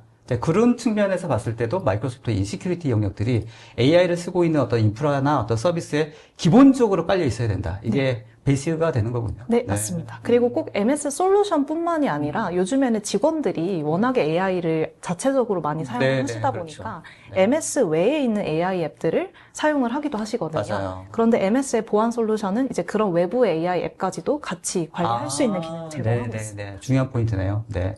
실은 우리가 기존에 이미 쓰고 있는 서비스들이 되게 다양한데 거기에 이미 AI가 또 나도 모르게 들어가 있는 경우도 많이 있거든요. 네, 나도 모르게 막 쓰다 보면 데이터들이 그렇게 막 유출되기도 하고 이런 경우가 많은데 마이크로소프트의 그 시큐리티 플랫폼이 이런 것까지 막아줄 수 있는 거군요. 그러면. 네, 맞습니다. 알겠습니다. AI 시대에 굉장히 승승장구하는 그런 그 보안 솔루션인 것 같다는 생각이 듭니다. 네, 맞습니다. 좋습니다. 그래서 정리를 좀 해보자면 이 MS가 제공하고 있는 보안의 포트폴리오는 사실상 저희가 이제 디지털 세계가 0과 1로 이루어져 있지 않습니까? 그 0과 1로 이루어져 있는 모든 디지털 에셋을 안전하게 관리할 수 있는 이거는 단순히 뭐 사스 앱뿐만이 아니라 디바이스 그리고 여러분들이 만약에 클라우드를 사용하신다면 뭐 애저라든지 아니면 멀티 클라우드 환경까지 온프렘까지도 전방위적으로 다 제공할 수 있는 보안 포트폴리오를 가지고 있다고 보시면 될 것 같아요. 알겠습니다. 이 장표의 이 그림이 전방위적인 어떤 마이크로소프트의 보안 전략을 촘촘하게 보여주는 그런 그림이다. 이렇게 볼 수 있겠네요. 네, 맞습니다. 중심에는 코파일럿이 있나요? 네, 아주 좋은 질문을 네. 해주셨는데 사실 이 장표에 있는 코파일럿은 좀 두 가지 중의적인 의미를 가지고 있어요. 네. 하나는 아까 그 백인송 매니저님께서 발표해주신 MS 코파일럿을 안전하게 사용하기 위해서 필요한 이런 보안 툴들을 의미할 수도 있고 저희가 작년에 시큐리티 코파일럿이라는 걸 출시를 했습니다. 네. 그래서 아무래도 특히나 중소 중견기업 같은 경우에는 따로 보안팀을 두고 있는 경우가 많지 않고 맞아요. 두고 있더라고 하더라도 굉장히 적은 인력으로 운영을 해야 되기 때문에 세세한 보안 설정을 다 챙기지 못하는 경우가 맞습니다. 많아요. 그래서 시큐리티 코파일럿을 통해서 이 모든 과정을 자동화하고 AI가 자동으로 위험 신호를 분석해서 그 방지하는 것까지 자동화해주는 것을 이제 시큐리티 코파일럿이라고 합니다. 알겠습니다. 코파일럿이 실제로 우리가 보통 쓰고 있는 그런 AI, 생성된 AI의 툴로서의 코파일럿이 의미되기도 하지만 보안 솔루션에서의 코파일럿이 어떤 영역으로 실제로 보안의 담당자나 어떤 운영의 어떤 노하우를 자동화시켜 줄 수 있고 리소스를 확실히 줄여줄 수 있는 그런 역할로서의 코파일럿 시큐리티도 있다. 이 네. 말씀하시는 네, 거군요. 맞습니다. 지금 여기는 그러면 그 코파일럿 시큐리티를 얘기하시는 게 더 맞겠다 이런 생각도 드네요. 네, 맞습니다. 그럼 각각의 보안 솔루션마다 이 코파일럿 시큐리티가 다 연결되어서 전방위적으로 코파일럿에 관련된 정보를 또 확인할 수 있고 이렇게 관리할 수 있는 그렇게 생각하면 되는 건가요? 네, 맞습니다. 네. 알겠습니다. 시간이 좀 많다고 하면 이런 세세한 어떤 솔루션들에 대해서 설명을 좀 들어야 되는데 오늘 그 시간이 안 될 것 같아요. 혹시 이거는 하루로도 모자란 네, 시간이라서 다음번에 하도록 하겠습니다. 알겠습니다. 아무튼 마이크로소프트에서 이렇게 전방위적으로 관련된 솔루션으로 촘촘하게 플랫폼의 형태로 보안을 영역을 관리하고 있다. 이 포인트만 짚으면 될 것 같습니다. 네, 맞습니다. 그러면 지금까지는 이제 왜 MS가 보안에 집중을 하고 있는지, 그리고 이 보안 솔루션 어떤 것들을 가지고 있는지를 개략적으로 보여드렸는데, 이런 말씀을 드리면 항상 받는 질문이 있어요. 네. 이 모든 솔루션 다 쓰면 너무 비싸지 않나요? 그거 하려고 그랬어요. 항상, 항상 받고, 사실 저도 이제 처음에 이 롤을 하면서 굉장히 많은 고민을 했던 부분인데, 네. 다행히도, 네. 제가 또 장표를 준비해 드렸어요. 이거는 이제 본사 기준이라서 지금 한국 시장의 가격과는 조금은 다를 수 있는데 네. 아무래도 보안이라고 하면 저희는 크게 6가지 카테고리로 나눕니다만 굉장히 많은 솔루션들을 그렇죠. 도입을 해야 하는 경우가 생깁니다. 맞습니다. 그런데 이게 따로따로 개별적으로 보면 MS 솔루션이 좀 비싼 감이 들기는 합니다만 결국에 우리가 안전하게 AI를 사용하기 위한 모든 솔루션들을 통합해 봤을 때는 실제로는 60%의 비용 절감이 있다라는 연구를 가져온 거고요. 실제로 여러분들이 그 보안 솔루션만 쓰시는 게 아니라 뭐 팀즈 같은 M365를 다 통합해서 쓰시기 때문에 맞습니다. 결국에 보안 솔루션 그 외에 그 업무 생산성과 관련된 모든 어플 혹은 뭐 그런 기반 기술들을 합쳐서 사용을 하시면 항상 비용이 절감될 수밖에 없다라는 점을 꼭 강조드리고 싶었습니다. 알겠습니다. 개별적으로 봤을 때는 조금 비쌀 수도 있다라고 생각할 수 있겠습니다만 전체적인 플랫폼의 효과로 봤을 때는 저렇게 세이브할 수 있다 이렇게 생각하면 되겠네요. 네, 맞습니다. 그리고 이제 이거는 조금 디테일한 내용이기는 하지만 대기업이 요구하는 보안 어떤 규정과 또 중소 중견기업이 신경 써야 되는 요건이 살짝은 다를 수 있어요. 그렇죠. 비용적으로도 그렇고 사용자 수도 그렇고 이런 부분 때문에 저희가 중소 중견기업에 특화된 그런 보안 라이센스들을 계속 출시를 하고 있고요. 네. 그래서 실제로 기존에 사용하고 있던 M365 라이센스에 뭐 인당 추가 비용을 조금만 내면 대기업이 사용하는 모든 보안 기능을 다 사용할 수 있는 그런 라이센스도 최근에 출시가 되었습니다. 그러니까 나에게 딱 맞는 어떤 요금제라든지 이런 것들을 선택할 수 있는 어떤 범위 폭이 굉장히 넓어졌다 이렇게 생각할 수도 있겠네요. 네, 맞습니다. 하기야 뭐 우리의 어떤 규모라든지 어떤 보안의 정책들이 큰 기업에서 할 수 있는 그런 영역들까지 다 커버할 필요는 없지 않습니까? 비용적인 측면도 그렇고 굳이 그렇게까지 안 해도 되니까 그런 거에 대한 가격적인 부분들도 좀 제한을 해주고 있다 이렇게 생각하면 되겠네요. 네. 알겠습니다. 네. 그래서 촘촘하게 많이 준비하셨네요. 네. 촘촘하게 가격 정보까지 이 30분 내에. 맞습니다. 저희가 사실은 그 M365 그리고 MS 솔루션을 사용하고 있는 기업들이 워낙에 많다 보니까 저희가 그런 스펙트럼을 다 고려하신 걸로 보시면 될 것 같아요. 그런 측면도 중요하겠네요. 이미 이제 마이크로소프트 M365를 쓰고 있는 기업들이 많이 있으니까 그 기업들에서 보안 관련된 부분들을 어프로치 할 때 별개의 어떤 솔루션을 따로따로 구입하는 게 아니라 기존에 이미 마이크로소프트 M365를 쓰고 있으니까 거기에 맞는 보안 솔루션을 애드함으로써 좀 더 효과적으로 비용적인 측면도 효과적으로 어떤 보안의 효과까지 달성할 수 있다. 이렇게 생각해도 되겠네요. 네, 맞습니다. 알겠습니다. 연락 주십시오. 그렇죠? 네, 연락 드리겠습니다. 계시는 분 연락 주십시오. 네. 자, 다음 슬라이드 한번 볼까요? 네. 네. 그래서 조금 정보성인 내용들은 이제 거의 다 마무리가 되어 가는데 네. 저희가 아까 R&D 금액에 대해서 말씀을 드렸잖아요. 그럼 도대체 MS가 이 R&D, 특히 보안 R&D 투자하는 금액이 어떤가를 네. 좀 말씀을 드리고 싶은 게 내부 정보 아닙니까? 이거는 뭐 사티아 나델라 회장님께서도 자주 언급하시는 그래요? 네, 네. 내용이기는 네. 하고요. 지난 5년간 5조 원. 이게 정말로 많은 금액을 이미 투자했음에도 불구하고 향후 5년 내에 또 27조 원을 보안에 투자하겠다라는 로드맵을 밝혔습니다. 이게 단순히 R&D 투자 규모가 많다라는 걸 의미한다기보다는 정말로 MS라는 회사가 보안에 진심이다라는 부분을 좀 보여드리고 싶었고요. 그래서 저희는 뭐 자타가 공인하는 세계 최대 규모의 보안 회사다라는 점으로 말씀드리고 싶습니다. 보안 회사네요. 네, 보안 회사. 네, 맞습니다. 아까 그 첫 번째 세션에서 매니저님께서 말씀하셨던 것 중에서 또 기억에 남는 게 각각의 개인의 그 근무자들의 퍼포먼스를 측정할 때도 보안 시큐어를 측정해서 이게 그 개인의 성과에 반영하겠다라고 하는 것도 지금 하고 있다고 얘기를 하시더라고요. 네. 그만큼 보안이 진심이군요, 회사가. 저희는 그 한 해 이제 성과 평가를 할 때 우리가 얼마나 보안을 잘 지켰는지를 엄청나게 자세하게 기술을 하게 되어 있고요. 실제로 그 MS라는 회사, 저도 이제 솔루션을 다 써봤을 때는 정말 이제 틈이 없는 기술을 가지고 있다라고 말씀해 드릴 수 있습니다. 알겠습니다. 이게 그런 어떤 보안 솔루션을 도입할 때마다 실제 사용자의 입장에서는 좀 불편하다 이렇게 생각하는 부분들도 분명히 있다고 생각이 들거든요. 이게 기존 사용하고 있는 서비스에 이게 잘 녹아 있어야지 불편함 없이 보안 솔루션이 자연스럽게 녹아들 수 있을 텐데 그런 부분에서도 마이크로소프트의 이 시큐리티 솔루션들이 장점이 있을까 싶네요. 어떻습니까? 네. 그런 불편함이 사실은 실제로 써보면 그렇게 크게 느껴지지는 않고요. 실제로 하다 보면 오히려 굉장히 이제 뭐 UI라든지 이런 게 쉽게 되어 있어서 사용자들은 이게 보안인지 아닌지도 모를 정도로 사용을 하실 수 스며드는 거고요. 네, 스며드는다는 말씀이 정확하십니다. 네. 좋습니다. 네. 아무튼 마이크로소프트는 이만큼 투자를 보안 영역에 지금 투자하고 있다. 확실히 말씀하셨고요. 또 다음 슬라이드 볼까요? 네, 다음 슬라이드는 저희가 마무리하기 전에 이런 질문을 던지실 수 있을 것 같아요. 보안 너무 중요한 거 알겠고 MS 보안 솔루션 좋은 거 알겠는데 지금 내가 당장 해야 되는 게 뭘까라는 질문을 주실 수 있으실 것 같아요. 그래서 오늘 제가 이거는 뭐 전혀 돈이 드는 것도 아니고 바로 하실 수 있는 액션 아이템 하나를 중요하면 돈 안 드는 게 되게 중요합니다. 그런가요? 네. 무료로 사용하실 수 있는 거고요. 여기 보시는 것처럼 저희 MS 디펜더라는 곳에 들어가시면 보안 점수를 확인을 하실 수가 있어요. 그래요? 네, 말 그대로 우리 회사의 보안 점수가 100점 만점에 몇 점이다 라고 알려주는 기능이 있거든요. 간단하게 보여드리면 지금 화면에 지금 우측에 보시면 Secure 스코어가 54점인 거를 지금 보실 수 있거든요. 이 화면 전체 화면 감사합니다.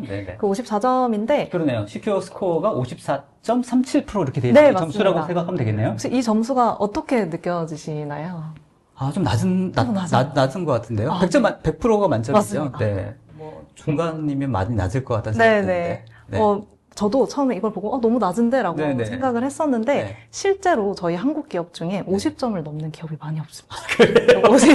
54점이면 상위권인가요? 네, 약간 평균 정도로 보셔도 될 것 같고요. 와, 그래요? 상당히 높지 않은 점수이고 제가 최근에 이제 기준이 너무 높으신 거 아니에요? 라고 생각하실 수 있는데 근데 이제 자세히 들여다보면 이 점수에 대한 근거들이 다 있거든요. 이런 걸 파악해 보면 이제 54점이라는 점수가 이제 실제로 굉장히 많은 기업들이 가지고 있는 점수다라고 보시면 될 것 같습니다. 그래서 제가 최근에 담당했던 고객사는 이제 30점에서 시작을 하셨고요. 저희 컨설팅을 받으면서 이걸 이제 80점까지 올려보자. 무료는 좋은데 점수 받고 너무 뭐랄까요? 너무 우리 이거밖에 안 돼 이렇게 생각하시면 어떡하죠? 그렇게 생각하실 수도 있고 저희도 이제 보안 부분을 도와드리기 위해서 또 무상으로 보안 컨설팅을 제공을 해드리고 있어요. MS에서 필요하시면 받으시면 일단은 내 상태가 어떤지를 파악하는 게 무엇보다 중요하다. 이건 뭐 누구나 다 동의하실 것 같고요. 실제로 우리의 어떤 환경이라는 게 다 다를 수 있을 것 같은데 실제로 그 디펜더 여기 들어와서 이거 뭐 접속하고 뭔가 신청만 하면 우리 시스템의 어떤 보안 상태를 다 확인할 수 있나요? 네네. 이게 100여 개가 넘는 엔드포인트들을 다 점검을 해서 점수이기 때문에 상당히 포괄적인 내용의 보안 점수를 확인을 하실 수가 있고요. 네네. 다른 유사 조직과 비교한 보안 점수도 있네요? 네.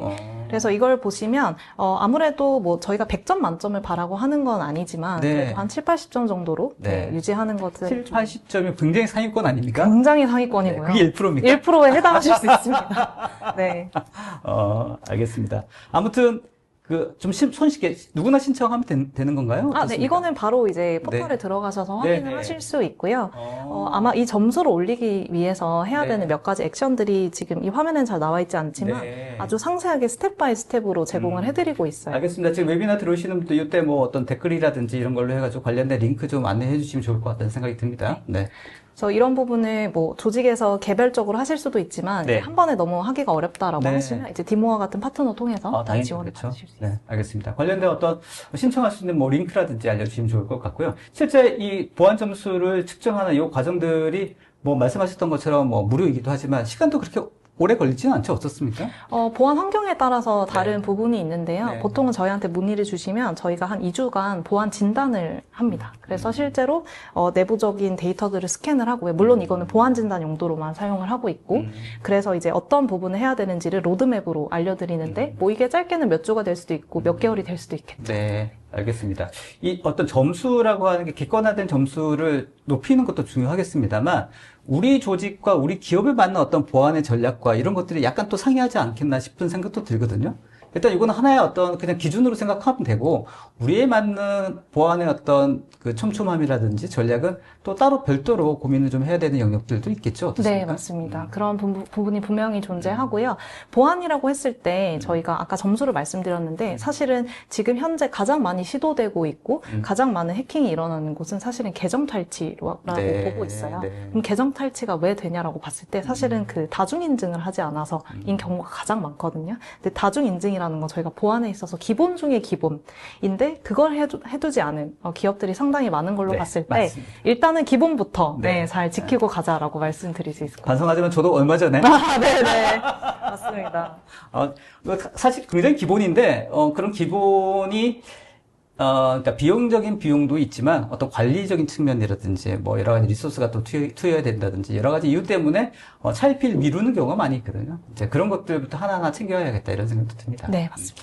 하나 더 좀 궁금한 게 지금 이제 아까 AI 관련된데 AI에 관련된 부분들에 대해서 마이크로소프트가 좀 더 특화된 형태의 보안 솔루션 제공한다라는 측면은 알겠습니다만 또 현재 그러니까 AI를 쓰고 있는 기업들의 입장에서 봤을 때 AI 이런 솔루션 도입 전에 어떤 부분을 조금 더 사전에 그래도 좀 유의해야 되고 또 AI를 사용하는 데 있어서 네네. 어떤 데 조금 더 신경을 써야 될지에 대해 조금 더 조언을 주시면 어떻습니까? 너무 좋은 질문이신데요. 일단은 저희가 그 AI의 보안을 얘기할 때 계층을 나눠서 생각을 합니다. 근데 모델에 대한 부분은 사실은 오픈 AI라든지 MS라든지 그 모델을 만드는 이제 주체들에게 책임이 있기 때문에 그 부분에 대해서는 크게 신경을 쓰실 필요는 없지만 이 AI가 활용되는 과정에서 특히나 민감한 정보가 들어가는 과정에서 그런 정보들이 제대로 처리되고 있는지 이 부분을 신경을 써주셔야 되는데 개인정보라는 것이 또 굉장히 포괄적이기도 하고 이게 우리나라에서의 개인정보와 미국에서의 개인정보도 굉장히 다르거든요. 근데 이런 부분들을 하나하나 뭐 프롬프트를 당연히 할 수도 있겠지만 이런 부분에 있어서 MS가 이미 기본적으로 도입해 놓은 뭐 예를 들어서 이제 윤리적 사용에 대한 네. 그런 기본적인 어떤 툴들이 있는데 이런 것들을 좀 활용하라고 권장을 드리고 싶어요. 네. 예를 들면 여러분들이 뭐 외부 API를 쓰나 애저에서 쓰나 비용은 토큰당 비용은 차이가 없어요. 네. 그러나 애저에서 사용을 하면 MS가 만들어 놓는 그 안전벨트가 있다고 보시면 되는데 네. 그게 기본적으로 장착이 된 상태에서 사용하실 수 있는 거라서 이제 애저 오픈 AI나 애저 AI를 사용하시는 거를 권장을 드리고요. 저희가 보안이라는 카테고리와 비슷한 결로 말씀드리는 게 윤리적 사용인데 저희가 꼭 데이터가 유출되고 이런 것뿐만이 아니라 AI라는 게 선한 용도로, 올바른 네. 용도로 사용되는 게 굉장히 중요하거든요. 그래서 그런 부분에 있어서 MS도 또 다른 안전장치를 또 해놓은 게 있어서 그런 윤리적 사용에 대한 것들도 같이 고려하셔서 선택을 하시면 좋을 것 같아요. 비유가 너무 좋으십니다. 감사합니다. 안전벨트 너무 좋은데요. 네. 그러니까 내가 뭔가를 하려고 할 때 기본적인 안전장치를 하게 되면 그래도 어느 정도는 안전하게 보호받고 있다라는 그런 마음가짐에서 시작할 수 있으니까 네. 그 다음 것은 뭔가 조금 더 자기에 맞는 형태의 애드온 하면서 시큐리티를 올라가게 만들면 된다고 생각되거든요. 네. 그러니까 기본이 굉장히 어려운데 네, 맞습니다. 이거는 기본이다. 네, 알겠습니다. 맞습니다. 마이크로소프트가 운전회사였거든요. 네. 네, 맞습니다. 차량 미사였다. 안전벨트를 지원하고 있다. 알겠습니다. 자, 장표는 여기까지인가요? 네, 여기 알겠습니다. 준비한 장표는 네. 마무리가 됐습니다. 굉장히 짧지만 임팩트 있었습니다. 네. 마이크로소프트는 무슨 회사다? 보안회사다. 네, 들으시는 분들도 이 부분은 꼭 좀 기억해 주시면 좋을 것 같고요. 마지막으로 뭐 전달하는 메시지 있을까요? 마지막으로 뭐 오늘 중요한 내용은 다 다루기는 했지만 실제로 AI라는 기술이 굉장히 빠른 속도로 변화를 하고 있고 뭐 이전에는 뭐 텍스트 기반의 기술이었다면 이제 이미지, 영상 이렇게 계속 범위나 뭐 버티컬이 확장이 되어가고 있는 시점이기 때문에 여러분들이 고민하셔야 되는 그런 영역이 아마 점차 어려워지고 복잡해지실 거라고 생각이 들어요. 근데 그럴 때 너무 혼자 고민하지 마시고 이제 MS는 워낙 많은 레퍼런스와 또 파트너들을 가지고 있기 때문에 같이 고민하시면 좋을 것 같습니다. 네, 언제든지 연락 주시면 되겠습니다. 알겠습니다. 오늘은 30분만 맛보기로 했고요. 다음 기회 있으면 네. 보안 관련된 이야기는 진짜 할 게 너무 많거든요. 너무 많죠. 네. 아까 그 솔루션 하나하나 하려고 해도 2박 3일도 모자랄 것 같아요. 네, 맞습니다. 다음에 또 기회가 된다면 스튜디오 모시고 또 관련된 또 시큐리티 관련된 이야기 또 나누면 좋겠습니다. 네, 알겠습니다. 자, 마이크로소프트는 보안회사다. 수고하셨습니다. 네, 감사합니다. 네. 자, 세션 두 번째 이야기 다 마무리했습니다. 세 번째 세션 진행해 보도록 하겠습니다. 자, 세 번째 세션 시작해 보도록 하겠습니다. 세 번째 세션은 익스체인지 환경에서의 이메일 보안 강화 시큐리터의 디스암이라는 솔루션을 가지고 말씀드리도록 하겠습니다. 시큐리터의 최경천 팀장님 모셨습니다. 안녕하세요, 팀장님. 네, 안녕하십니까, 네, 대표님. 본인 소개 부탁드리겠습니다. 네, 안녕하세요. 저는 이제 악성 코드 분석 전문 기업인 시큐레터에서 제품 계획을 담당하고 있는 최경천입니다. 만나서 반갑습니다. 네, 반갑습니다, 팀장님. 네, 반갑습니다. 스튜디오에 이렇게 모시니까 이렇게 키가 크신 분도 또 오랜만입니다. 감사합니다. 네, 부럽습니다. 네, 별 말씀. 자, 오늘 이제 이메일 보안 강화에 대한 이야기를 좀 해주실 텐데요. 네. 이메일 보안이라고 하는 거는 사실 보안의 가장 기본적인 영역인데도 불구하고 네. 여전히 잘 안 지켜지고 있는 영역 중에 하나가 아닌가 이렇게 생각이 듭니다만 네. 어떻습니까? 네, 맞습니다. 이메일 보안 강화가 다들 중요하다는 건 아시는데, 이제 이메일 보안을 강화를 하려면 어떤 방향으로 강화를 하셔야 되는지, 그런 것에 대해서 이제 정확하게 모르시고 계시는 담당자분들이 계세요. 네네. 그래서 이 시간을 통해서 이메일 보안을 강화를 하려면 어느 부분을 강화를 해야 되는지, 그 부분을 좀 더 자세하게 설명드릴 수 있을 것 같습니다. 알겠습니다. 사실 굉장히 기본인데 네. 기본도 잘 안 지켜진다. 네, 그 맞습니다. 기본을 잘 탄탄하게 지켜내기 위해서는 어떤 형태로 접근을 해야 되는지에 대한 네. 내용들 오늘 살펴보도록 하겠습니다. 네.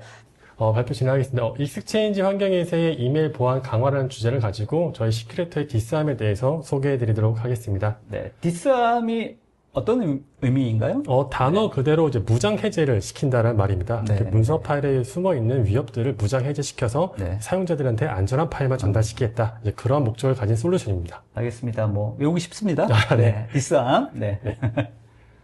네. 지금 과거부터 현재까지 이렇게 이메일 공격이 지속적으로 발생해 오고 있습니다. 뭐 일반 개인, 뭐 기업, 공공기관 가릴 것 없이 이제 거의 모든 사용자를 대상으로 이메일 공격이 이루어지고 있는데요. 그 중에서도 한 가지 집중해서 볼 거는 첨부 파일을 이용한 공격들이 굉장히 많이 이루어지고 있다는 네. 것을 볼 수가 있습니다.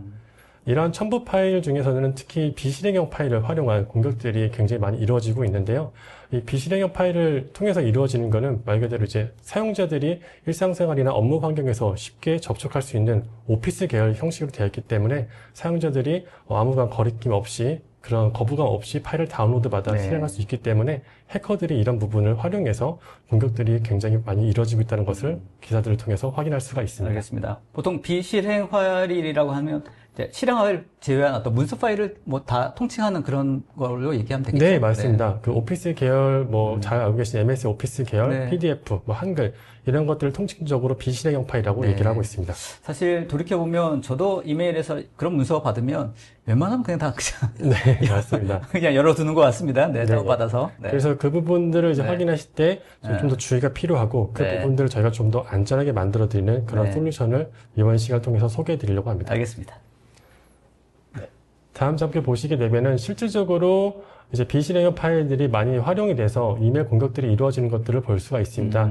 뭐 한 조사 기관을 통해서 확인된 것은 이제 비실행형 파일, non-P 파일을 활용한 공격들이 72% 정도를 차지하고 있다라고 얘기를 하고 있는데요. 네. 저희가 실제로 고객사 환경에서 데모를 진행했었을 때는 이것보다 훨씬 높은 비율인 뭐 거의 90% 9% 정도가 비실행형 파일로 이루어진 것들을 확인할 수가 있습니다. 아, 이메일 공격의 유형 중에서 비실행 파일로 인한 공격이 그 정도 된다는 말씀이신 네, 거죠? 맞습니다. 왜냐하면은 최근에는 이제 포털 사이트 이런 데서도 실행형 파일 자체가 매우 위험하기 때문에 네. 첨부 자체가 안 되게끔 막습니다. 아. 그래서 해커들도 이런 부분을 알기 때문에 네. 그런 공격형 파일을 실행형으로 만드는 게 아니라 비실행형으로 만들어서 공격을 이루어지고 있습니다. 아, 알겠습니다. 네. 업무 환경의 변화에 따라서 위협도 변화된다는 것을 좀 관심 있게 봐야 됩니다. 네. 저희가 이제 팬데믹 상황을 겪으면서 전 세계적으로 이제 디지털 전환 시대가 본격화되어서 이 사스 시장에 대한 관심이나 수요가 굉장히 높아졌습니다. 이 사스라는 것들은 말 그대로 사용자가 기업에 회사에 출근하지 않더라도 자택에서 PC를 통해서 업무를 볼 수 있는 그런 환경을 제공해주는 그런 프로그램인데요. 그렇죠. 이런 사스 시장이 확대됨으로 인해서 이런 공격들 또한 많은 변화를 가지고 있습니다. 이제 그 중에 하나가 이제 MS인데요. 이제 마이크로소프트가 사스 시장에서 차지하는 비율이 굉장히 높습니다. 네. 뭐 전 세계적으로 뿐만 아니라 국내에서도 굉장히 많은 비율을 차지하고 있는데요. 네. 해커들도 이제 이런 부분들을 악용을 해서 네. MS를 대상으로 하는 이메일 공격들이 굉장히 많이 이루어지고 있습니다. 뭐 실제로 보안 기사를 보시게 되면 쉽게 확인하실 수도 있고, 그리고 또 2021년 마이크로소프트 보고서에 따르면은 마이크로소프트 이메일 계정으로 통한 이메일 공격 자체가 한 700억 건 이상이 네. 탐지가 되었다고 하는데, 네. 뭐 현재 25년에는 훨씬 더 많은 이벤트가 발생될 것으로 예상이 됩니다. 알겠습니다. 전 세션에서도 제가 말씀 들어보니까 실제로 마이크로소프트의 어떤 솔루션과 애플리케이션 쓰는 곳이 원체 기업 어떤 영역에서 광범위하다 보니까 그만큼 공격의 표면도 넓어져서 네. 타겟이 되는 경우가 굉장히 많다고 얘기를 네. 들었거든요. 네, 맞습니다. 그런 연장선상에서 이런 어떤 위협에 따른 변화도 생각하면 되겠죠. 네, 맞습니다. 그렇기 때문에 이런 변화들로 인해서 저희도 이런 변화들에 맞춰서 위협을 대응해야 됐다는 생각을 네. 가지고서 새로운 제품을 만든 것이 바로 디스란이라는 제품입니다. 알겠습니다. 이렇다고 이런 위협 때문에 뭐 메일을 안 쓸 수는 없지 않습니까? 네, 맞습니다. 업무에 있어서 꼭 필요한 게 이메일이기 때문에 네. 안 쓸 수는 없습니다. 네네. 하지만 가장 위험한 부분이기도 합니다. 알겠습니다. 그래서 저희는 이제 M365를 사용하시는 분들이 좀 더 안전한 이메일 환경을 쓰실 수 있도록 M365와 결합해서 좀 완벽한 상호 보안을 이룰 수 있는 디스암이란 보안 제품을 저희가 출시를 했습니다. 네. M365 보안 제품은 기존에 알려진 악성 코드를 잘 방어를 합니다. 스팸 메일이나 벌크 메일, 피싱 메일 이런 것들을 잘 차단하고 저희 디스암 같은 경우에는 마이크로소프트에서 제공하지 않는 보안인 액티브 컨텐츠를 무효화하는 보안이라든가 네. 그리고 또 암호 압축된 메일 파일에 대해서 분석할 수 있는 프로세스를 제공하는 그런 것들을 제공해서 저 M365를 좀 더 안전하게 사용하실 수 있는 이메일 환경을 제공해 드리고 있습니다. 알겠습니다. 기본적으로 마이크로소프트 365가 가지고 있는 어떤 보안에 시큐한 그런 부분들 플랫폼 그대로 이용하면서 거기에 네. 부족한 말씀하셨던 이 부분에 대해서 디스암이 해결해 주던 그런 애드온 서비스라고 생각하면 네, 되겠군요. 맞습니다. 그래서 뭐 말씀하셨던 것처럼 굉장히 쉽게 뭔가 연동이 되어야 될 텐데 말이죠. 네, 맞습니다. 네, 그런 부분 또 설명해 주실 거죠? 네, 맞습니다. 그래서 저희 디스암 같은 경우는 크게 한 세 가지 정도의 특장점이 있는데요. 네. 첫 번째는 이제 제로 트러스트를 기반한 강력한 보안 기능을 탑재해 있습니다. 뭐 컨텐츠 무해화라는 이제 CDR의 기술을 탑재를 해서 네. 메일에 있는 첨부 파일에 대해서 그런 숨어 있는 뭐 스크립트나 쉘 코드 이런 액티브 컨텐츠를 제거함으로써 잠재적인 위협을 제거하는 강력한 보안을 제공합니다. 알겠습니다. 기본적으로는 첨부 파일에 대해서 다운받으면 다 CDR이 실행되는 거죠? 그러면? 네, 맞습니다. 그렇기 때문에 사용자는 안심하고 첨부 파일을 확인하실 수가 있습니다. 또한 저희가 이제 M365에서 제공하는 그래프 API를 활용했기 때문에 네. 굉장히 연동도 굉장히 쉽습니다. 또한 그로 인해서 구조적인 장점을 가져오기 때문에 네. 기존 보안 제품에서 제공하지 않는 내부 메일까지도 보완하는 그런 구조를 가지고 있습니다. 알겠습니다. 이 부분은 조금 더 설명이 필요할 것 같습니다만. 네, 뒷부분에 대해서 좀 더 자세하게 설명드리도록 하겠습니다. 또한 이제 기존의 보안 사각지대로 여겨왔던 암호 압축 파일에 대한 위협 프로세스를 저희가 제공해드리고 있습니다. M365 사용하시는 분들은 아시겠지만 암호 압축해서 보내게 되면은 마이크로소프트 365에서도 이제 정확하게 분석을 하지 못합니다. 이제 그런 부분들을 악용해서 악성 파일이 들어온 경우가 이제 종종 있기 때문에 네. 그런 부분들도 저희가 탐지할 수 있는 프로세스를 제공해서 보안 사각지대 없는 이메일 보안 환경을 제공드리도록 하겠습니다. 알겠습니다. 그러니까 단순히 그 CDR 기술 외에 이렇게 압축 파일 같은 경우는 별도의 어떤 대응이 필요하다 이런 말씀이시군요. 네, 맞습니다. 네. 그래서 두 가지를 크게 얘기하자면은 마이크로소프트 365는 알려진 위협에 대해서 잘 차단하고 네. 저희 디스암은 알려지지 않는 위협에 대해서 차단하기 때문에 네. 이런 두 가지를 구성하신다고 하시게 되면은 좀 더 완벽한 지능형 메일 위협에 대해서 대응하실 수 있는 체계를 갖추실 수 있습니다. 좋습니다. 네, 또 저희는 또 ICS 구성이라고 얘기를 드리고 있습니다. 네. 이제 마이크로소프트에서 제공하는 API를 기반으로 구성을 했기 때문에 저희가 ICES라고 말씀을 드릴 수 있는데요. 네. 통합된 클라우드 이메일 보안이라고 얘기를 할 수가 있습니다. 맞습니다. 그래서 저희는 이제 사용자의 받은 편지함을 계속적으로 모니터링하기 때문에 네. 외부에서 내부로 들어오는 위협은 물론 내부에서 발생할 수 있는 위협까지도 전방위적으로 대응이 가능합니다. 아, 내부에서 발생한 위협이라고 하면 어떤 걸 생각하면 한 될까요? 가지 예로는 이제 네. 내부 사용자가 PC가 해킹이 되었고서 아, 네. 그 사용자를 통해서 악성 메일이 뿌려졌었을 그럴 수 때 있죠. 기존 메일 보안 제품은 M365 앞단에 위치를 하기 때문에 네. 내부 사용자끼리 주고받는 메일에 대해서 탐지를 할 수가 없습니다. 아, 이미 내부자끼리는 그냥 시큐하다 생각하는 거죠. 그냥. 네, 맞습니다. 네. 근데 그런 구조적인 한계가 있었었는데 저희는 이제 그래프 API를 사용했기 때문에 네. 내부 사용자끼리 주고받는 메일까지도 같이 확인하실 수가 있는 그런 장점을 가지고 있습니다. 알겠습니다. 말씀하셨던 대로 동료의 어떤 PC가 해킹당해서 관련된 악성 코드가 내장된 상태에서 동료들끼리 막 주고받으면 네. 확산되는 속도는 또 엄청나게 빨라질 것 같아요. 네, 그 파급 효과는 엄청난 걸로 알고 있습니다. 그래서 내부자끼리 어떤 파일들도 검토하고 확인해야 된다. 이게 네, 필요한 맞습니다. 거군요. 네, 맞습니다. 그런 부분의 보안이 중요하기 때문에 네, 저희가 네. DSM을 통해서 제공을 해드리고 있습니다. 중요한 포인트인 것 같습니다. 네. 네. 또 연장성산으로 이제 저희가 그래프 API를 사용했기 때문에 굉장히 간단하고 원활한 연동을 제공해드리고 있습니다. 네. 기존 보안 솔루션 같은 경우에는 이제 M365가 연동하기 위해서 뭐 DNS에 등록되어 있는 MX 레코드를 변경하거나 뭐 수신 커넥터를 변경하거나 또 예외 정책을 넣거나 뭐 이런 복잡한 과정들이 필요한데요. 네. 제 뒷선 같은 경우에는 단 클릭 3번만 하시게 되면 네, 바로 연계해서 사용하실 수가 있습니다. 뭐 데모도 준비하셨죠? 네. 얼마나 빨리 연결이 되는지. 네, 맞습니다. 실제로 3번 팀 되겠죠? 그 3번 하면 된다는 그런 부분들을 믿지 못하시는 분들이 계셔서 네. 영상을 통해서나 아니면 직접 와, 보여드리게 되면은 진짜요? 뭐 이렇게 쉽게 연동이 되는 보안 네. 제품이 있는지 보통 놀라시더라고요. 이렇게 나오시면 쉽다 해도 실제 보면 그렇게 쉽지 않거든요. 네, 맞습니다. 진짜 얼마나 쉬운지 그래서 봐야 정말 되겠습니다. 얼마나 쉬운지 보여드리도록 좋습니다. 하겠습니다. 이게 굉장히 중요할 것 같거든요. 진짜. 네. 그리고 또한 저희 DSR은 이제 그런 강력한 기술인 콘텐츠 무희화 기술뿐만 아니라 네. 샌드박스 기술 그리고 위협 인텔리전스 여러 가지 보안 모듈들을 준비를 해놨기 때문에 네. M365를 타겟층 쪽으로 보호해드릴 수가 있습니다. 알겠습니다. 그럼 디스암 쪽에 저 다계층 보호 관련된 뭐 위협 인텔리전스라는 샌드박싱이라는 이런 것들이 다 옵션으로 들어가 있다고 네, 생각하면 맞습니다. 되는 건가요? 라이센스 구성에 따라서 저희가 제공해드리고 라이센스 있습니다. 구성에 따라서 네. 일단 연동하는 거는 말씀하셨던 그래프 AIP를 통해서 쉽게 연동되고 네. 추가적인 저런 어떤 다계층적인 보호가 필요하다고 하면 옵션으로 다 선택하면 네. 되는 거네요. 네, 맞습니다. 알겠습니다.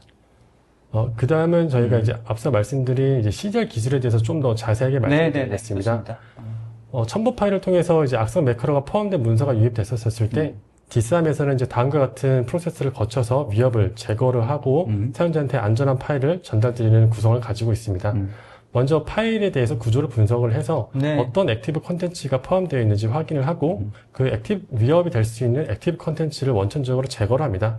또한 중요한 것 중에 하나가 제거뿐만이 아니라 그 제거된 상태로 파일을 안전하게 재조업을 해야 되거든요. 네, 그렇죠. 그래야지 이제 파일이 안 깨지기 때문에. 그렇죠. 그래서 이 부분에 대해서 저희가 특허도 여러 개를 보유하고 있습니다. 그래서 이 부분은 저희가 정말 안전하게 제거하고 또 원 상태 그대로 제공해 드릴 수 있는 그런 장점을 가지고 있고요. 알겠습니다. 지원하는 파일이나 이런 것들도 제약이 많지 않아야 될 텐데 말이죠. 네. 그래서 저희가 국내에서 가장 많은 확장자인 한 300여 개 정도의 확장자를 지원하고 있어서 어느 산업 분야의 이 DSAM을 적용하시더라도 저희가 다양한 확장자를 지원하기 때문에 네. 저희 이런 보안 효과를 느낄 수 있습니다. 좋습니다.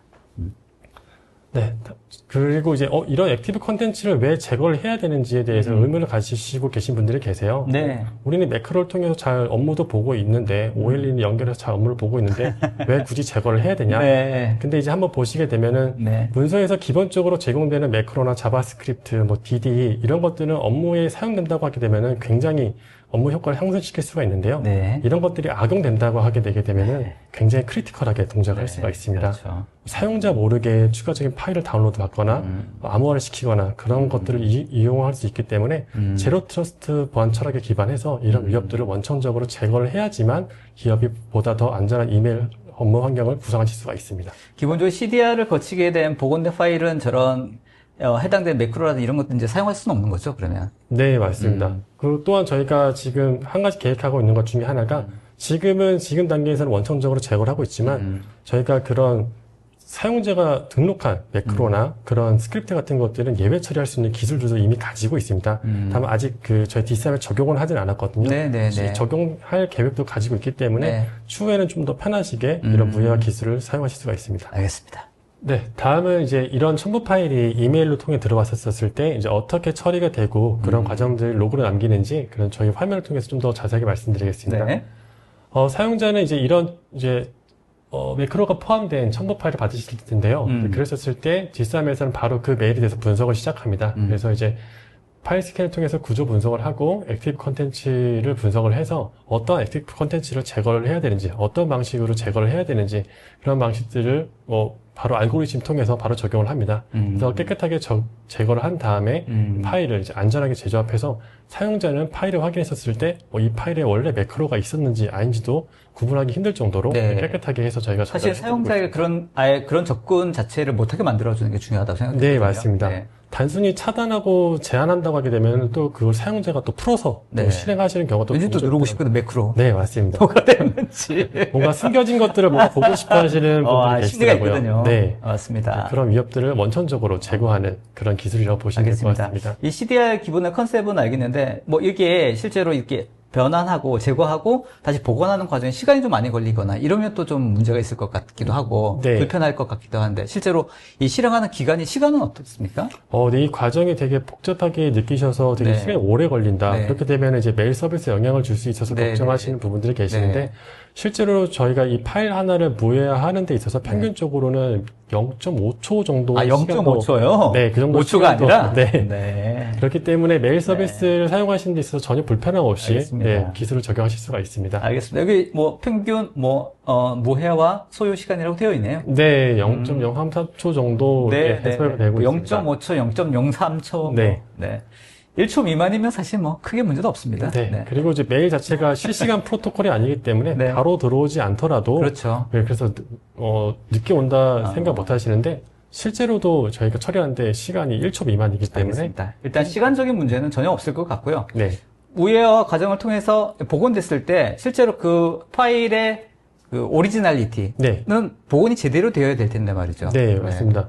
그래서 저희가 무해화된 파일도 제공을 해드리고 이제 필요한 경우에는 관리자를 통하여서 그 제거되기 이전의 파일도 저희가 확인하실 수가 있습니다. 네. 또한 그 제거되기 이전의 파일을 그냥 제공하기에는 네. 관리자분들도 불안할 수가 있잖아요. 그렇죠. 그렇기 때문에 저희 로그를 통해서 어떤 스크립트가 제거가 되었는지 네. 이런 것들을 확인하실 수 있는 그런 로그도 저희가 준비가 되어 있습니다. 알겠습니다. 그런 부분에 어떤 백업도 준비하고 계시다. 네, 알고 맞습니다. 있습니다.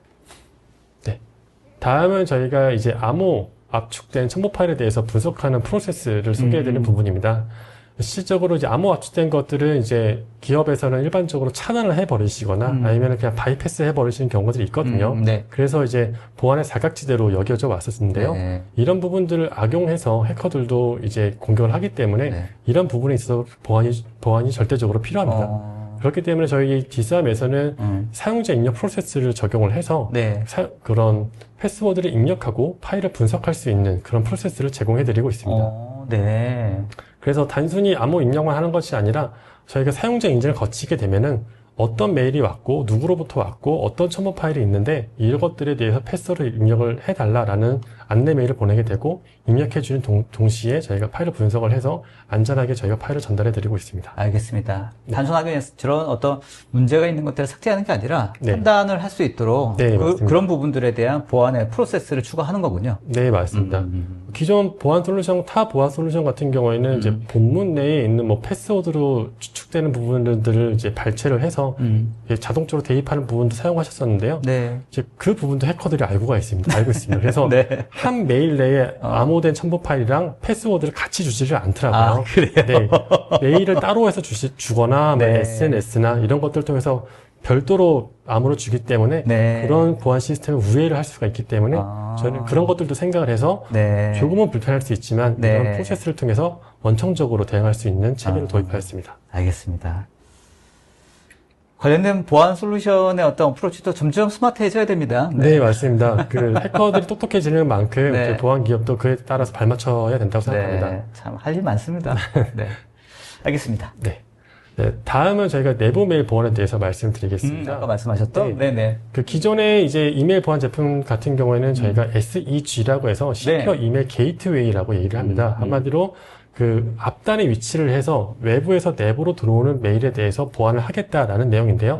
지금 그림에서 보시는 것처럼 해커가 내부 사용자를 해킹해서 내부 사용자끼리 악성 메일을 전파를 했었을 경우에는 이 앞단에 위치한 이메일 보안이 동작을 할 수가 없는 구조적 한계를 가지고 있습니다. 그러네요. 그러니까 즉 외부에서 유입되는 메일만 분석이 가능한데요.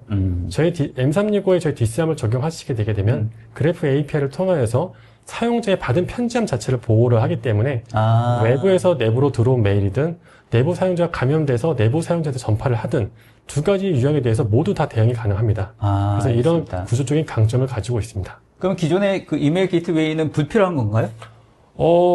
저희 DCM을 쓰시게 되면 불필요하다고 볼 수가 있습니다. 그렇군요. 네. 그러니까 편지함 자체를 보호하기 때문에 네, 맞습니다. 내부든 구분 없이 편지함 자체를 보호하는 형태이기 때문에 네. 불필요로 하겠네요. 네. 네. 하나의 솔루션을 가지고서 좀 더 많은 범위들을 보호할 수가 그러네요. 있는 그런 네. 장점을 가지고 있습니다. 좋습니다. 네, 다음으로는 저희 DCM에 대해서 실제로 도입이 하셨을 때 이제 네. 얼마만큼의 보안 강화를 가지고 왔는지 실제 사례를 통해서 저희가 네네. 확인할 수가 있는데요. 자료죠. 네. 저희가 이 DCM을 적용한 기업은 소프트웨어 이제 서비스나 이제 소프트웨어 유통하는 이제 업체입니다. 네. 그 기업의 30일 동안의 데이터를 통해서 다음을 말씀드리겠습니다.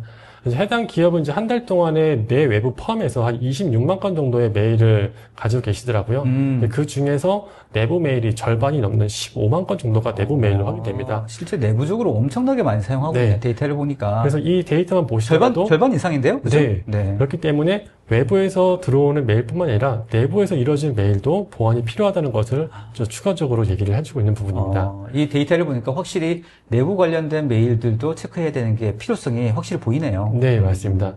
그리고 이 내부 메일 중에서도 이제 한 4만 8천 건 정도가 첨부 파일을 가지고 있는 것들도 네, 확인할 네. 수가 있었고요. 그 첨부 파일들이 앞서 말씀드린 대로 비실행형 파일이 99.9% 정도를 차지했었습니다. 네. 대부분. 네, 저기 실행형 보이는 저 두 건 같은 경우에는 암호 압축된 경우에서 네, 이제 네, 실행 네. 파일이 삽입된 경우여서 거의 100%라고 보실 수가 있습니다. 하긴 요즘엔 첨부 파일에서 실행 파일을 본 적은 많이 없던 것 네, 같습니다. 맞습니다. 이미 뭐 실행 파일은 누구나 다 걱정스러워서 네, 위험하다라고 판단하기 때문에 기본적으로는 하기 때문에. 네. 그리고 이제 그 비실행형 파일 중에서 이미지 파일이 굉장히 많은 비율을 차지했었고, 그러네요. 그 다음은 PDF, 엑셀, 오피스 계열이 네. 비실행형의 유형을 차지하고 있었습니다. 네. 또한 그런 저희가 첨부 파일 한 8만 9천 건의 메일에 대해서 저희가 분석했을 때 네. 액티브 콘텐츠를 포함된 파일이 어느 정도 비율을 가지고 있었을까라는 궁금증이 있었었는데 네네. 담당자분도 우리는 액티브 콘텐츠라는 그런 매크로, 스크립트 이런 것들을 가지고 있는 파일이 거의 없다라고 말씀하셨습니다. 네네네. 1%도 안 될 거다라고 말씀하셨었는데 네. 저희가 실제로 분석하고 그거에 대한 결과를 보였었을 때 한 21% 정도가 네, 그런 것들을 포함하고 있다는 것들을 보여주셨습니다. 실제 담당자는 몰랐던 건가요? 네. 실제로는 이제 담당자 분이라고 하시더라도 네. 내부 사용자끼리 어떤 파일을 주고받는지는 그럼요. 정확하게 아실 수가 네, 없기 그런 때문에 데이터가 없을 것 같아요. 네, 그런 가치성을 제공해주는 제품이 따로 있지 네, 않습니다. 네. 그래서 저희 DCM을 통해서 내부에서 주고받는 파일이 액티브 콘텐츠가 이렇게 많구나 하는 것들을 저것도 디스함을 통해서 확인이 가능하군요. 로그 네, 파일이나 맞습니다. 이런 것들을 통해서. 네네네. 그래서 이제 액티브 콘텐츠가 포함된 문서에 대해서 21%인데 그 중에서 많은 것들이 문서 및 이미지 또는 이제 암호 압축이 아니라 압축된 파일의 문서 파일에서 그런 액티브 콘텐츠들을 확인할 수가 있었습니다. 생각보다 많네요. 네, 맞습니다. 그래서 이런 것들에 대해서 대응이 필요하다는 거를 이제 다시 한번 말씀드릴 수 있습니다. 요 데이터를 보니까 확실히 관련된 부분에서 대응이 필요하다. 네. 저희가 내부적으로든 이런 부분들에서 관리를 그동안 못하고 있었구나. 이런 생각이 들 것 같다는 생각이 듭니다. 보시는 분들 중에서 많은 분들이. 네. 그래서 이제, 저희가 아까 말씀드린 대로 이제 이미지 파일이 굉장히 많다라고 말씀을 드렸잖아요. 네. 그래서 담당자분이 말씀해 주시더라고요. 이미지 파일 이렇게 많은데 이미지 파일을 통해서 무슨 악성 파일이 있냐? 네, 그렇지. 라고 이제 네. 얘기를 주시는데요. 네. 그때 고맙게도 고맙다라고 얘기를 해야 되는 건지 작년 연말에 보안 기사 중에 하나가 네. 업무 파일인 줄 알았더니 SVG 포맷으로 악성 코드가 유행하고 있다.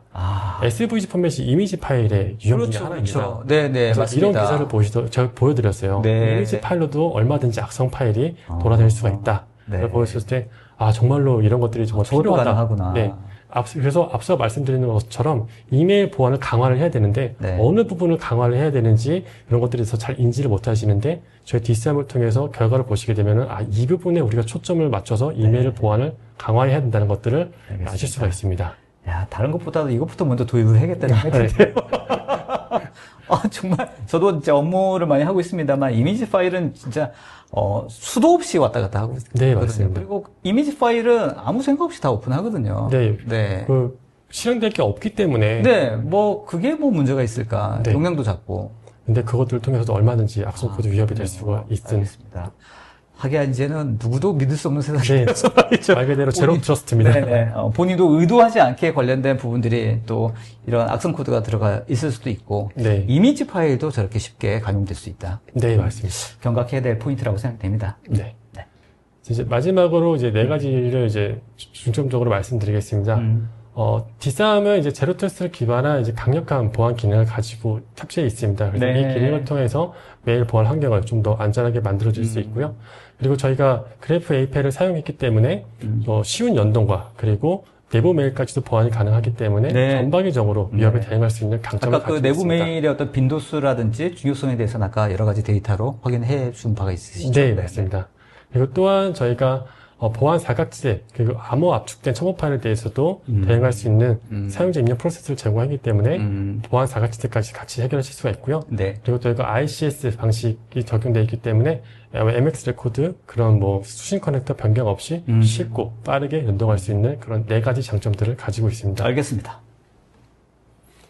네, 그래서 지금 이 장표까지 해서 DSAM에 대해서는 다 소개를 드렸고요. 네. 그 다음은 이제 앞서 말씀드렸던 DSAM 연동이 얼마나 쉬운지 네. 이런 것들에 대해서 좀 더 영상을 통해서 네. 실제로 보여드리도록 하겠습니다. 알겠습니다. 실제로 보시게 되면은 이제 기존에 해왔던 이제 이메일 보안 제품입니다. SEG 방식이라고 해서 M365 앞단에 위치를 했었는데요. 네. 이렇게 구성하기 위해서는 기존에는 DNS에서 MX 레코드를 변경을 해야 되고 수식 커넥터 변경 그리고 또 예외 정책 그리고 이런 과정들에서 기술 협의들이 담당자가 계속적으로 필요합니다. 그리고 이 과정이 굉장히 시간이 또 많이 소요가 됩니다. 그런데 DSAM에서는 이런 과정들이 모두가 필요가 없고요. 네. 저희한테 이제 고객 환경 조사서라는 요 간단한 문서 한 장만 전달해 주시게 되게 되면은 네네네. 저희가 이런 링크를 작성해서 전달해 드립니다. 네. 그러면은 관리자분은 이 링크를 통해서 단 클릭 몇 번만 하시게 되면은 네. 바로 DSAM하고 연동하실 수가 있습니다. 알겠습니다. 이 연결하는 과정을 한번 데모로 영상을 통해서 한번 보도록 하죠. 실제로 이게 저희가 보내드린 메일이고요. 이 링크를 관리자가 클릭하게 되면 네. 관리자 권한을 요청하게 됩니다. 네. 그래서 다음과 같은 권한을 부여를 해주게 되면 DSAM과 연동할 수 있다라는 부분 방금 보시다시피 지금 연동은 바로 끝난 겁니다. 이게 다 됐다고요? 네. 지금 한 번 누른 거 아닌가요? 링크 클릭. 링크 클릭. 네. 그리고 관리자로 접속을 해야 된다. 권한 부여를 해야 된다. 업셋하고. 네, 업셋하게 되기는 바로 요 화면을 보실 수가 있는 거예요. 진짜요? 네. 야, 이거 쉽다. 이렇게 쉬운 것도 처음 봤네요. 네. 네. DSAM의 장점 중에 하나가 네. 연동하실 때 네. 모든 사용자를 무조건적으로 적용하는 것이 아니라 네. 필요한 사용자만 선택해서 라이센스를 활성화하실 수가 있습니다. 네, 그래서 실제로 제품을 도입을 하시거나 네. BMT 하실 때 네. 효율적으로 제품을 사용하실 수가 있는 그런 장점 또한 가지고 있습니다. 알겠습니다. 그러니까 전반적으로 전사적으로 한 번에 도입하면 좋겠습니다만 네. 좀 과다하게 메일을 쓰거나 아니면 네. 조금 더 민감 정보라든지 중요한 데이터를 처리하는 부서부터 먼저 네, 이렇게 맞습니다. 도입하면 되는 거군요. 네, 그래서 필요한 사람에게만 보안을 적용할 수 있기 때문에 뭐 비용적인 거라든지 그런 것들 효율성을 또 같이 갖추고 있는 제품이라고 말씀드릴 수 있습니다. 알겠습니다. 그러면 마이크로소프트 365의 익스체인지를 사용하시는 고객들이 일단 쓸 수 있는 그런 어떤 부분들이라고 봐야 되는 거죠? 네, 저희 DSAM 제품은 M365 전용으로 네. 나왔기 때문에 익스체인지 사용하시는 분들에게만 해당되는 제품으로 생각해 주시면 됩니다. 알겠습니다. 근데 아무튼 업무 환경에서 마이크로소프트 365의 업무 환경이 사실 굉장히 많이 차지하고 있기 때문에 네. 아마 많은 기업들과 담당자들이 이런 환경에서 현재 일을 하고 계시겠다 이런 생각이 듭니다. 네, 맞습니다. 또 하나는 이제 촌장님께서 말씀 주신 것처럼 네. DSAM에 대한 스코프가 좀 좁기 때문에 네. M365만 대해서 적용되어 있기 때문에 좀 스코프가 좁다라고 말씀 주셨는데 실질적으로는 저희가 DSAM은 이제 M365 전용으로 만든 거지만 네. 저희가 원래는 구축형 메일 보안 제품에 대해서 이메일 보안 제품을 원래 가지고 있습니다. 네. 이번에는 M365 전용으로 별도로 또 나온 거고요. 알겠습니다. 네. 알겠습니다. 그러니까 이 지금 DSAM 같은 경우 DSAM은 어떤 마이크로소프트 익스체인지용 네. 메일 보안 솔루션이라고 봐야 될 것 같고, 네. 기존에 이미 관련된 보안 솔루션 가지고 있어서 네. 꼭 마이크로소프트의 익스체인지가 아니라 하더라도 네. 다 전방위적으로 보호할 수 있는 전략과 또 접근이 가능하다 이렇게 네, 생각하면 저희가 되겠네요. 그런 것들이 갖춰져 있는 솔루션이 이미 또 별도로 구축한 게 있습니다. 그렇기 때문에 저희가 앞서 말씀드린 저희 코어 기술인 네. 콘텐츠 VR라든지 CDI 샌드박스 네네. 그리고 위협 인텔리전스가 결합된 이메일 보안 제품이 이미 구축형으로 준비가 되어 있습니다. 알겠습니다. 그래서 꼭 오늘 뭐 세션은 전반적으로 마이크로소프트의 어떤 베이스 하에서 플랫폼 하에서 네. 여러 가지 세션들이 진행되고 있습니다만 꼭 아니어도 네, 내가 달라. 꼭 M365 아니더라도 알겠습니다. 사실 아주 흥미로웠습니다. 사실 처음에 네. 그 이메일 보안 솔루션이라고 해서 조금 일반적이기도 하고 네. 또 너무 기본 아니야라고 생각했던 부분들이 분명히 있었는데 네. 기본이 중요하군요. 네, 맞습니다. 기본만 잘 갖춰도 네, 많은 네. 부분들을 보완할 수 있습니다. 그리고 실제 이 디스함만이 제공해 줄 수 있는 여러 가지 편리함과 또 독특한 어떤 장점들이 있기 때문에 네. 내부적으로 이렇게 메일이 또 많이 왔다 갔다 하는 것들에 대해서 특히나 이런 액티브 파일이라든지 이런 것들이 이렇게 많이 있다고 하는 것들 아마 담당자들은 인지하지 못하는 경우가 굉장히 많겠다 이런 네, 생각이 맞습니다. 들거든요.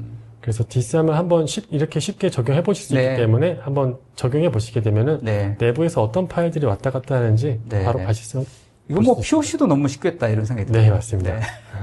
POC도 3번입니까? 먼저 3번. PS 동일합니다. 네. 아니, 쉽다 말씀하셨는데, 진짜 쉽네요. 네. 네. 아주 쉽게 관련된 부분들을 바로 적용해서 우리 메일 시스템의 허점들을 바로 쉽게 좀 보완해 나갈 수 있고, 또 말씀하셨던 것처럼 좀 더 중요한 정보를 다루는 담당자부터 네. 먼저 적용해보는 것도 괜찮겠다. 네, 맞습니다. 아주 흥미로웠습니다. 네네. 감사합니다. 마지막으로 한 번씩 마지막으로 드릴 말씀 있으면 한 말씀 부탁드리도록 하겠습니다. 네. 네, 이메일 보안에 대해서 이제 다들 중요하다는 것을 알고 계십니다. 근데 어떤 부분을 강화를 해야 되는지 이제 막연하신 부분들이 있을 텐데요. 저희 시큐레이터에 연락 주시게 되면은 저희가 데모를 통해서, 컨설팅을 통해서 저희가 어떤 부분을 보완을 하셔야 되는지 저희가 안내해 드릴 수가 있습니다. 네, 많은 연락 부탁드리겠습니다. 네, 알겠습니다. 제 생각에는 굳이 컨설팅까지 아니고요. 그냥 버튼 3번만 되니까 POC 요청하셔가지고 네. 바로 본인이 확인하시면 어느 정도 효과가 있는지 바로 확인이 가능하지 않을까 그렇게 싶습니다. 네, 맞습니다. 아주 쉬운 솔루션이었습니다. 네. 중요하고. 네. 아무튼 수고하셨습니다. 네, 감사합니다. 자, 이제 세 번째 솔루션 세션까지 마무리했습니다.